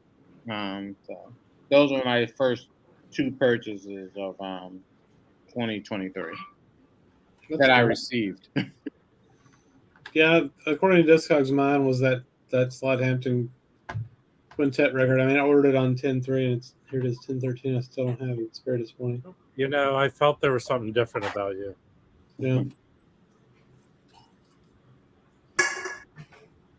Hey, my alma mater had a big win over the school I hate. Who? What school do you hate? Date. I went to Virginia Commonwealth University. We have a good Mhm. basketball team, and our main rival since we went to the Atlantic 10 is Dayton. And okay. the people who go there, they're like elitists because they have that first four in Mhm. thing, and like they're proud of their arena, but they so want. But ever since VCU came into the league, we've been kicking ass, and their fans hate our guts. So we went there and beat them tonight. So that's always nice. Let's see. I haven't really followed VCU since what's his name, coach there? Shaka Smith. Shaka Yeah, Smith. yeah. He's at Marquette now. Actually, that seems like a good fit for him because he went to Texas, and that was not a good fit for him. Look, every coach who's left VCU has gone down the toilet. That one guy went to LSU, and the guy we have now was basically Shaka's assistant. Yeah. So he loves it there. So hopefully he'll stay. When you leave, when you leave those schools, you have to go to the right school. LSU is a terrible place to go. Well, this guy was he was the guy caught on tape saying he was offering money. Will Wade. Thank God he didn't do it at VCU, or he didn't get caught at VCU. Yeah. But he was on the Nike. He was part of that Nike shoe scandal. Oh yeah, that's right. Yeah, now I know you're talking about that. Yes, yeah. Did y'all see the Billy Cobham Spectrum that just came out, the reissue? That's what I was. You know what? I'm gonna step on your face right now. My foot is gonna go right through the screen onto your face. I was spaced out. Sorry, man. That's hilarious. Look, I did a 3-page report. I had headings and I had sources and. It's time for a bird story, man. Spoke with Billy early. Listen, go get that record and start your rear off right. Yeah. What do you guys use for it's in streaming, and they have the high res version of it on Do you guys ever use Qobuz to stream? Yeah. I use Tidal. I use Qobuz and Apple Music. They have that Spectrum. I have Apple Music lossless. Yeah. Apple lossless in my car is amazing. It's great. It works good, but the streaming is limited by the DAC on your device, right? I mean, I just listen to shit in the car, so it sounds fine. Or like, most of them are gonna sound really good compared to like 20 years ago. Yeah. Hey Chris, did you know there's a Billy Cobham album through Spectrum coming out? Well, so about that, I already have that record, so we should get it. And what do you think? It's great. It's great. That's nice. I like most of the music I listen to are on these AirPods while I'm on the bike. Yeah, because I'm on the bike for like 3 hours, so I listen to like every day. Most of my music listening is. Wait, do you have the world's largest paper route? What's going on? No, it's just you're just out there for a long time. There's a Billy Cobham record I have on. Magic. Everybody's seen that record. It's $5 record, right? Have you ever seen that one? Here's the problem with Billy Cobham. Most of his records have him on the cover going like this, so they all look the same to me. It's that is a record that has Billy. You can't just put yourself on the cover in the same pose. People think it's the same album. I'm gonna show you. This one actually looks cool though. Well, I'm not gonna show it, but I listened to a bunch of weird shit on the cover for some reason. What now? It's got a bunch of weird shit just floating on the cover for some reason. Look. I think it's too high. See, there's him on the cover. Hey, Chandler. I was streaming the Ahmad Jamal Awakening, and it was. I got the two. I think those two Record Store Day at the live in Seattle are outstanding. Yes. So I agree. everything, and all his stuff is so very similar that I don't know how much more Ahmad Jamal stuff I need. From what I understand, when he went to, I guess it was called 20th Century Fox Records. Some of those records are very sought after. I don't know if he changed his style or what. You know, there's like let's see, there's I want to say that maybe the 80s, 90s. There's good, really excellent Jamal, but it's all on CD. First on Telarc, and then he signed. He was with Verve, but it was like their French division. Mhm. He released some great recordings on that label. There's a live one in Paris with George Coleman, plays on tenor at the Olympia Theater. That would sound like it's good. I thought he mainly just did a trio.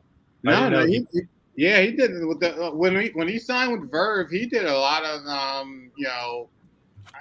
just more than trio, and he also had some percussion in there. I think they're really good recordings. I think really good. And then he's got a couple of things on vinyl before he retired.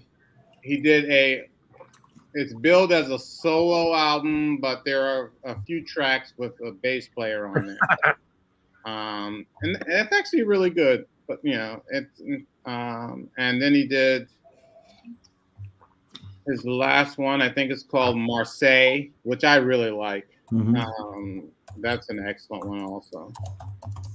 Hey, Patrick, get the RST albums, but I think they're on streaming services. Listen to them first. Yeah, But yeah. I think they're worth it. I thought they were outstanding. Oh, yeah. Yeah. And there's a third one that's supposed to come out this year, I think, right? Mhm. Yeah. Was that a Zev Feldman thing? Yeah. Can you stream those albums? I have all the. Yeah, see, Near Zero agrees that the Ahmad Jamal Marseille album is really good. Yeah, that is cool. I don't have that one, Mike, but I streamed. I like it. Yeah. Baggy, am I taking crazy pills? I just said before you could stream it. Yeah, Roberto, I think I'm almost All positive. those Zev albums? Yeah. Roberto, I'm also almost positive Jamal's retired. Yeah. I'm definitely sure he's retired from performing live. No, he is. It said it came with a book in the thing. Yeah. Yeah. But he did help supervise these releases. But he's retired.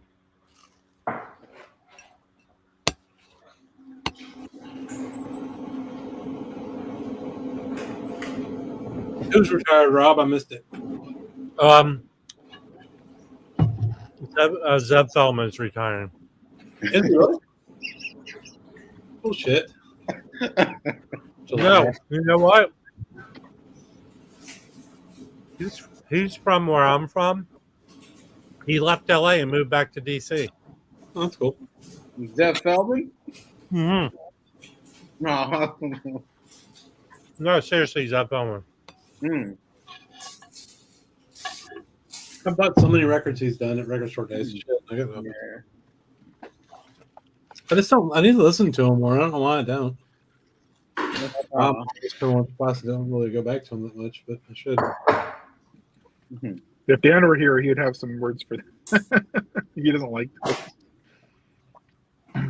There's a reason why they weren't put out. That's true. I don't know. I've liked most of them. Think about this, Baggy. A lot of them are lost recordings that they found or stuff like that. So there's a huge value. Well, it's in live that. stuff too. Live stuff is, of course, Live stuff. Yeah, that's why I'm. Yeah. And he said, I know, in one of the interviews he did, we were talking about the club, what's the club we were just talking about? The Left Bank. He said that there's a lot of stuff in them because they take it was just like a jazz society. A bunch of people got together and said, "Hey, we're gonna do performances like a bunch of friends," and they paid the artists to come and one of the club members taped the performances. So he says that there's a lot of music from those performances they're good recordings. They sound great. That George Coleman, in Yeah. Baltimore. That one. That I was that just searching, trying to, because I couldn't remember that name. That's my favorite yeah. of all of those record store day releases. Is that was the one I was most surprised. I just blind bought it, and I love that. I listened to that one a lot. You know, there's the one I want them to reissue since they put back out that Jocko thing. Mhm. Is the Eric Dolphy one where it has all this extra shit. That is so good. Oh, yeah. That is Yeah, so good. I mean, I got the 2 albums from the Hobson collection, but they need to reissue that. They need to put that out. You're right. I think they should, because they actually one of the well, I guess they actually did it come out on CD first. The Charles Lloyd at Slugs. Oh, They ended up reissuing that. Yeah. The record store, because I originally bought it as a CD release, and then it came out for record store day. Is that the Manhattan concert? Yeah. I was considering buying it. It's not. It doesn't sound good. Yeah. No, it's not good. No. But I mean, the performances are pretty good, and it's 2 different groups. But yeah, I didn't buy the vinyl. I just said I'd stick with my CD. It's not something that I would, It's on Apple Music, so I'll stream it if I want to. Did anybody get that Mingus one from, I think, last RSD? Oh no, I have that. That is awesome. Yeah, that is great. Yeah, it's really good. And Yeah, you know what? People lucked out because then they dropped a bunch on their website saying they had a bunch of what you would call backup stock. Yeah. It might still be on the site if you go there. Yeah. I highly recommend it. What is the title again? What, the Mingus.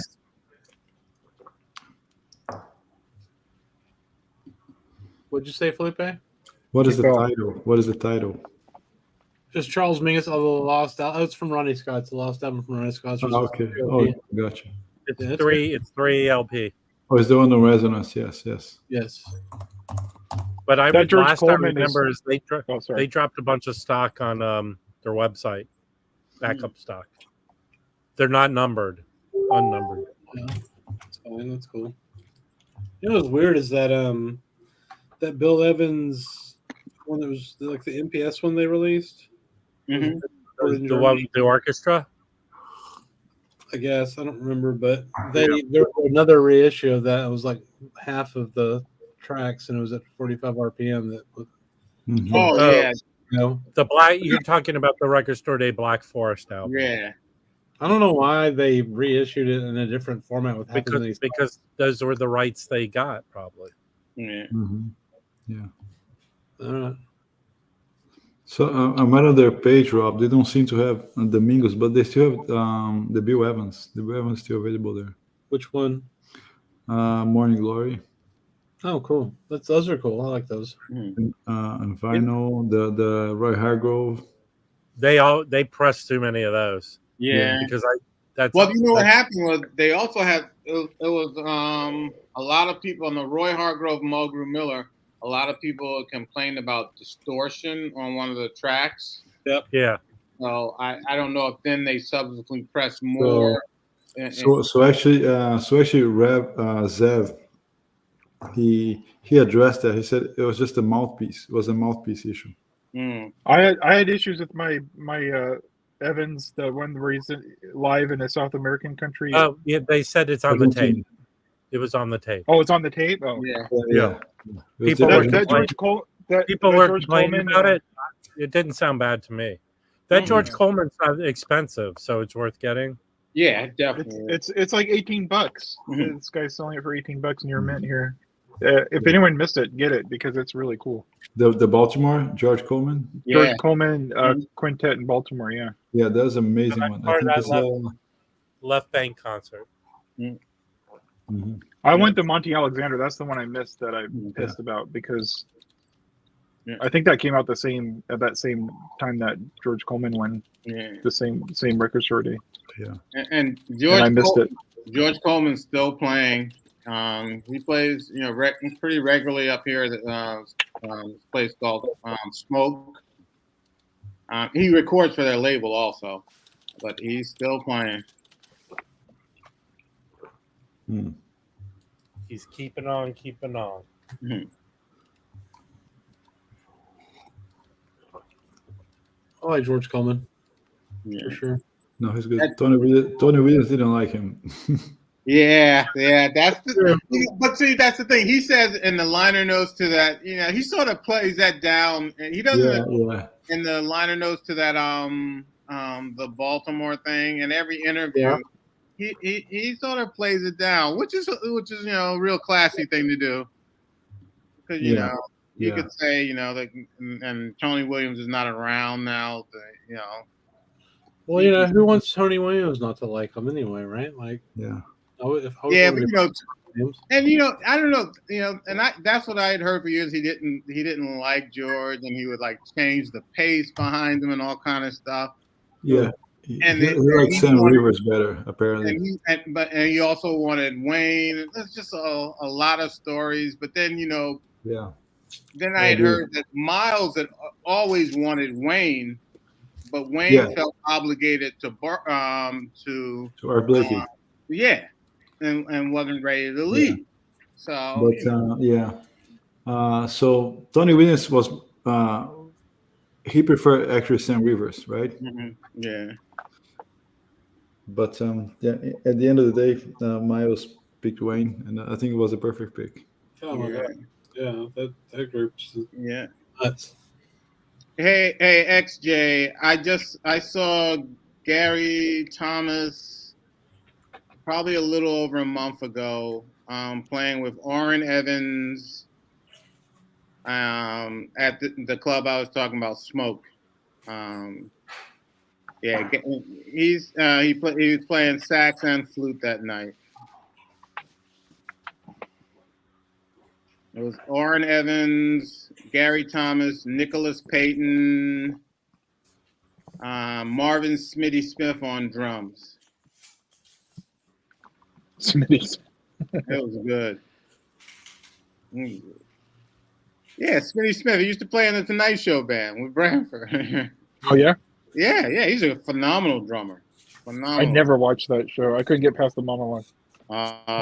Did somebody bring up Florida Evans while I was gone? Yeah. Good damn.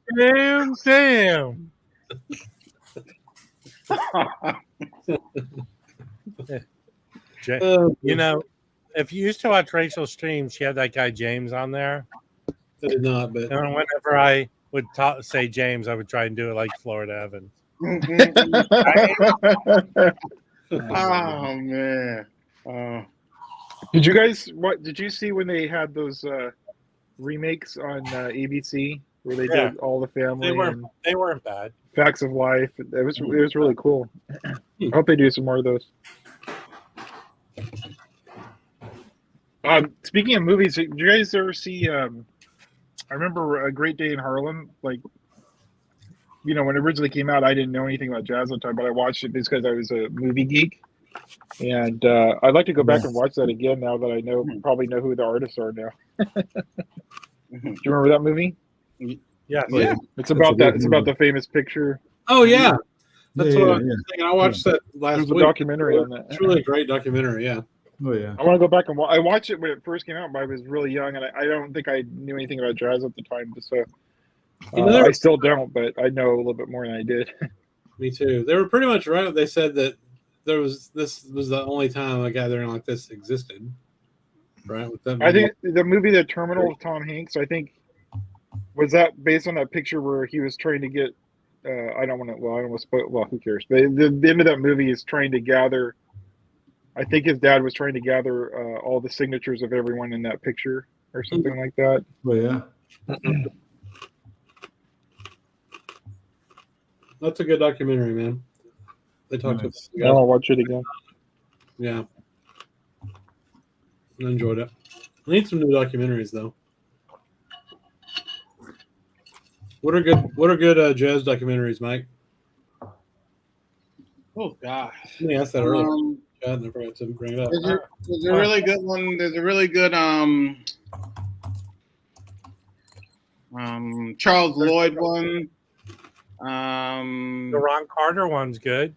The Ron Carter one is good. That PBS. you can still stream that on PBS probably for free. Yeah. PBS Passport. Yeah. Um, You know what? Go to Tubi. Tubi has the Bill Evans one on there is good. Bill Mhm. Evans documentary.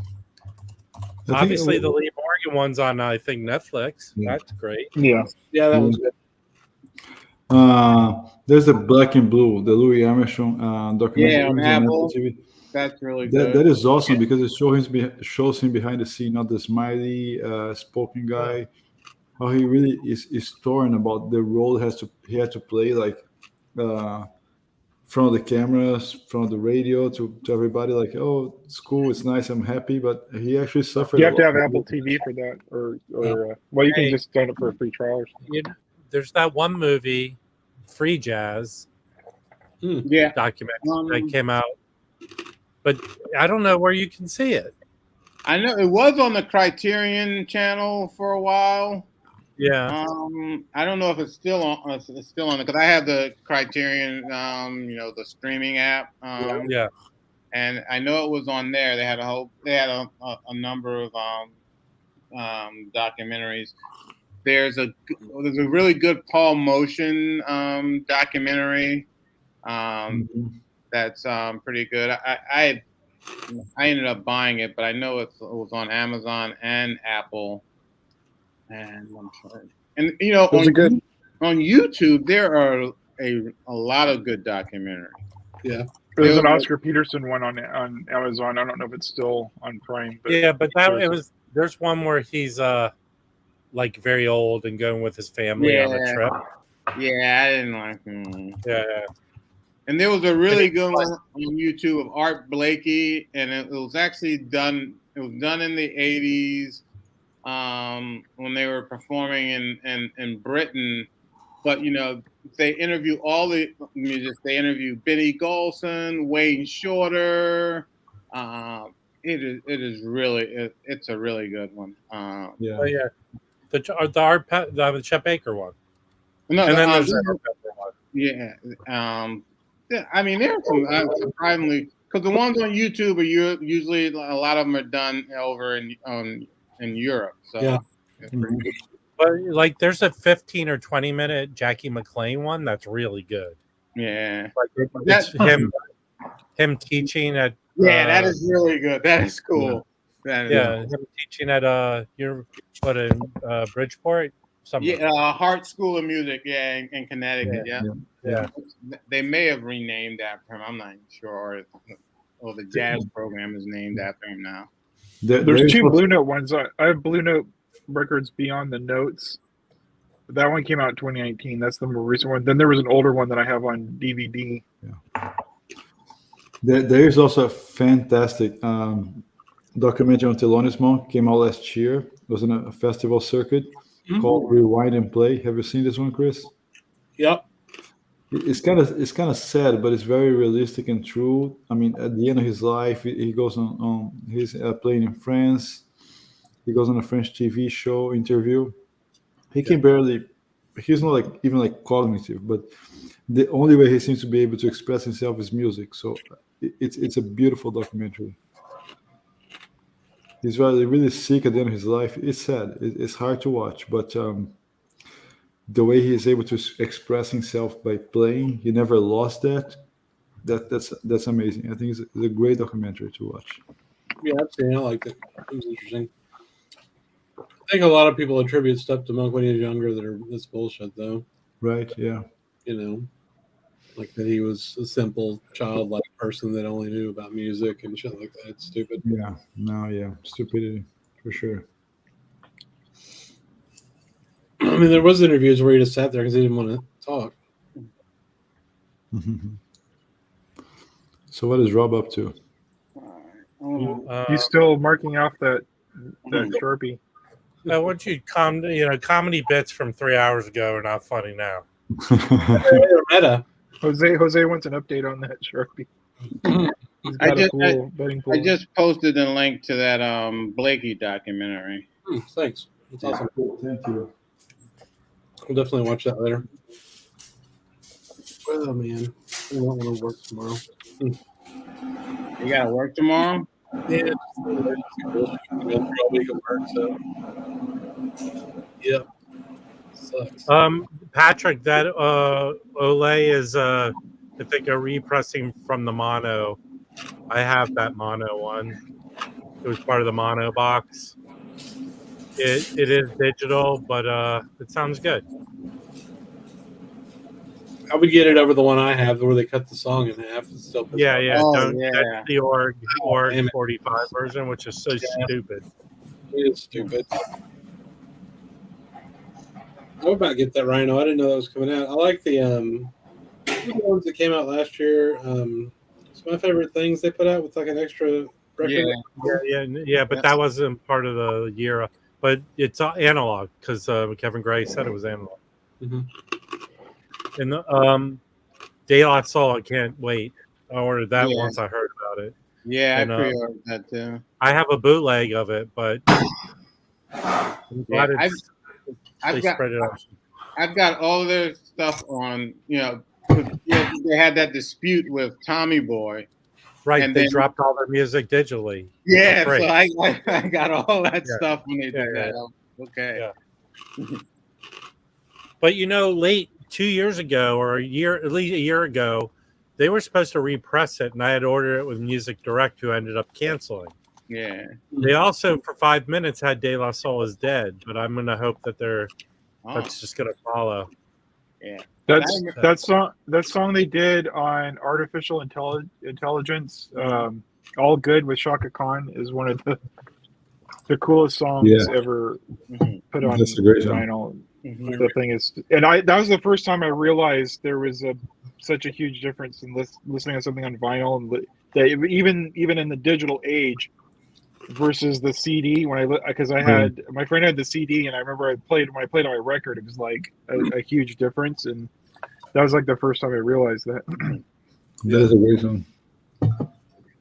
Yeah, I mean, back from those days, De La Soul. I like Urban Dance Squad. Do you remember those guys? Not me. They had a video on MTV all the time. They were like in a half bowl skateboard.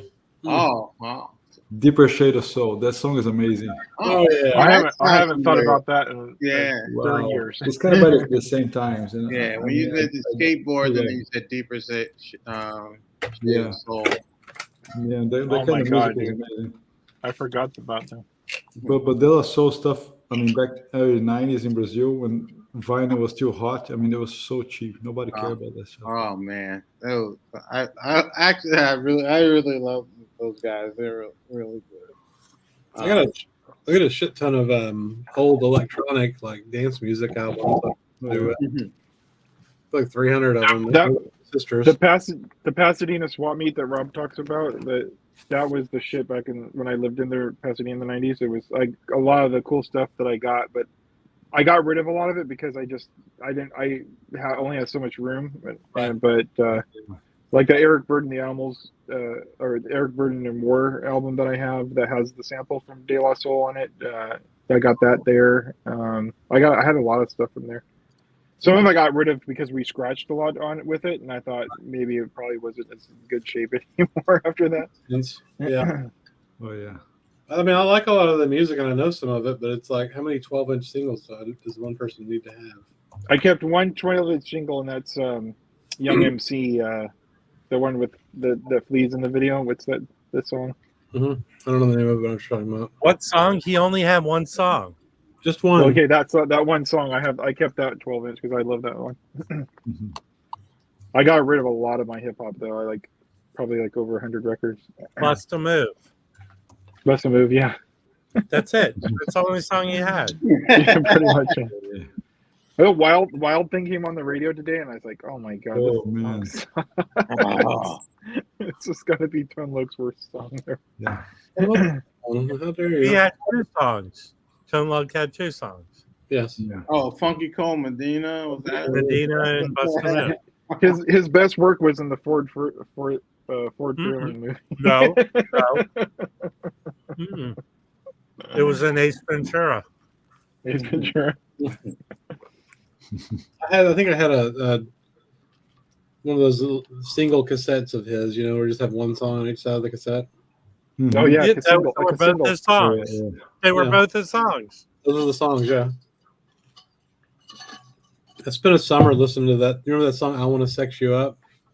Oh yeah. My brother had that song, and we worked with Wait. this guy. Listen to the story first. We worked with this guy that did carpet cleaning. We were like teenagers. My dad owned this little company, and this guy did all the cleaning, so we went with him every day, and we just listened to that song in the fucking hot ass cleaning van all summer long.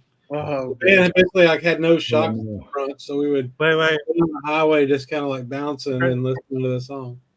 Chris, Well- in the teenage comedy of your life Yeah, in the late '80s, that song comes on, and then you magically fantasize you're in the music video with them. exactly. Yeah. Yes. I want Skilo. I wish. I want a 12-inch of that one. Remember that one? Oh. That and Ahmad back in the day song. I have the full album of that full Ahmad album. Man, I don't really need it because that's the only song I like on there. I bought a record from the '90s a while back that I only like one song on. Really, it's "Return of the Mac." You know that song? Yeah, that's You mean their only Yeah. song. Yeah, I bought the whole record, but you know, Oh, when you say Return of the Mac, I was thinking of something else. who is that? I can't One of the best movies, black exploitation. remember. That was the Mac. Oh, that is one of the best. Well, you know what? I never saw the Mac, but remember that movie How to Be a Player? Mm-hmm. Mm-hmm. They would Yeah. go starring blah blah blah, and then featuring Max Julian, and I go, Yeah. "Who the fuck is Max Julian?" Oh, He was the Mac. you have to watch that. You have to watch that movie, guys. Watch that movie. Richard Pryor is in it. Yeah. Roger Mosley from Magnum is in it. Well, Oh. you, It has you a know, great I went, soundtrack. Higgins. Willie I went Hutch. to Higgins was the old man, like his boss. yeah. I have the sound. I do have the soundtrack, OTC? but I went to a 40th, 50th anniversary screening of it. 40th, Yeah. Mm-hmm. and they had everyone there talking about it. But it was such a guerrilla operation to get that movie made. You know. Yeah. Wow. It is such. And then you remember the show Martin? Yeah. They do a great skit on the movie, like when Martin met his girlfriend Gina, and they do a really good skit where, and he talks, and Max Julian had this like sort of high voice, and Martin talks in the voice like that. It's hilarious. It's hilarious. Watch the shit out of that shit as a kid. Or younger, you're not a kid, but Did you guys see that Rudy Moore movie that Eddie Murphy did on Netflix? I still haven't. Yeah. Yes, it's Okay, so my- good. No, not yet. It's My really best friend good. that I lived my best friend that I lived with in Pasadena. When I moved from Pasadena, he bought Poobah Records and he moved it from where its original spot onto Colorado Boulevard. And they, during the pandemic, you know, he was suffering, but they rented out his store and paid his employees for months. So they were square during the pandemic because the movie production studio paid all his expenses for several months, and they remodeled the whole place to look like a record store in the 70s, and they had a little DJ booth for Snoop Dogg in there, and he said that Snoop Dogg was awesome, he was friendly and cool with everyone, and he said Eddie Murphy was an asshole and no one liked him. But he liked the way they remodeled it so much that they really didn't change it much after that because they made the store look cooler. So it still looks like that to this day. Yeah, I like that movie that Eddie Murphy did, though. It was great. It was a cool movie. Yeah, I loved it. It's nice to see him back, honestly. Like I loved Eddie Murphy in the 80s, man. Yeah, no, but that Coming to America sequel was horrible. No, That was pretty cool. I thought it was funny. I passed on it. I thought it was all It right. was so bad. It was just badly written, and but the new one looks It's good with Jonah nostalgic, so Hill. I'm giving it more credit than it deserves, probably. His new movie with Jonah Hill looks good, but you know But what? it does, But yeah. I think you know what he shot already? Beverly Hills Cop 4 or whatever it is. Oh. But that he's doing that for Amazon Prime, I think. Taggart still alive? So, Is- yeah, John Aston. Yeah. Yeah, John Aston's still alive. What about the other guy? Yeah, Judge Reinhold. I knew he had. I He was thought you were talking about what was the other guy in there? Taggart was No, Bronson. Oh, Serge. Yeah, he's Yeah. actually I saw a thing. He's in it. Serge is in it. Well, that's awesome. I had that 45 when I was a kid, and I thought that was like the most futuristic, crazy music I ever heard in my life. That was from 2, I think. Oh yeah, I know which one you're talking about. Yeah, I know them. I know. Oh, you know what? Axel's theme. Something funny. When Coming to America 2 came out, I got sent a promo from the movie, and it was a box of sexual chocolate. Had all the chocolate in it. That's freaking awesome. That's pretty good. Yeah, what's his name? Randy Watson. I believe the children are the future. Yeah, it was Randy Watson's chocolate, sexual That's Show chocolate. them all the beauty That's they pretty good. possess inside. Give them a sense of pride. Oh Make it man. easier. Oh, He just drops the microphone. Sexual chocolate. Well, maybe do that. It's so great. Trading Places is probably one of my favorite movies with him, though. I'll tell you something. When I saw the Clumps for the first time, Oh yeah, yeah, that's good. I've still never seen that movie. Oh dude, why? You know just me, I'm for a the Jerry scene- Lewis fan. I've shown the proof. dude. It's so not about being a Jerry Lewis fan or not. and wasn't there 3 of those movies? Just 2. Oh, just 2. Yeah, they're good. But he did the Norbert movie, which was the reason he didn't win an Oscar is Norbert. He was nominated for an Oscar for Dreamgirls. right. That's not. Wait, what's the And one with? During the Oscar, going into the Oscar campaign, he was the front runner, and they put out Norbert, and it was so politically inappropriate that it rubbed a lot of the Academy members the wrong way, and they changed their vote. What was the one with Steve Martin? That's not Norbit, is it? Oh, Bowfinger. Yeah. That movie is I free. love that movie. I did the testing on it, and Yeah. when you do like the comedy like that, and you're always in the waiting for the audience to respond to the right way, that movie always played well. People love it. The only comedy I tested was Night at Roxbury, and everyone loved it. I still love that movie. What was the movie with Steve Martin? Did you just touch my ass, Stewie? Sir, from this position, it's physically impossible for me to touch your ass. I know you're a trick, Stewie. You're the only one who likes that movie. What were you saying, Chris? I love that movie. It's the Steve Martin movie where he has like the giant nose for no reason. Oh, Roxanne. It's Cyrano de Bergerac. Yeah. That movie's awesome too. Daryl Hannah. Yeah. Yeah, that's good. Yeah, it's a good movie. Oh man, well, I'm getting tired. I got to work tomorrow. Y'all can keep going if you want, but Nah, I gotta. No, I gotta. I have a day of absolutely doing bullshit, but I have a lot of work to do. I'm just gonna push it till Sunday. why not? Why do tomorrow or today what you can do on Sunday? Well, probably It's not even 9 o'clock here yet. For me, Yeah, for me, it's Monday. I got Monday off, so Nice. I'll push stuff off till Monday. You've got 7 minutes before it's Monday. Very cool. Well, thanks for joining us, everybody. Yeah. Thanks, Felipe. Bye, Felipe. Oh, there he is. You guys, Felipe. have a good night. All right, guys. Bye guys. bye. Later. That's later.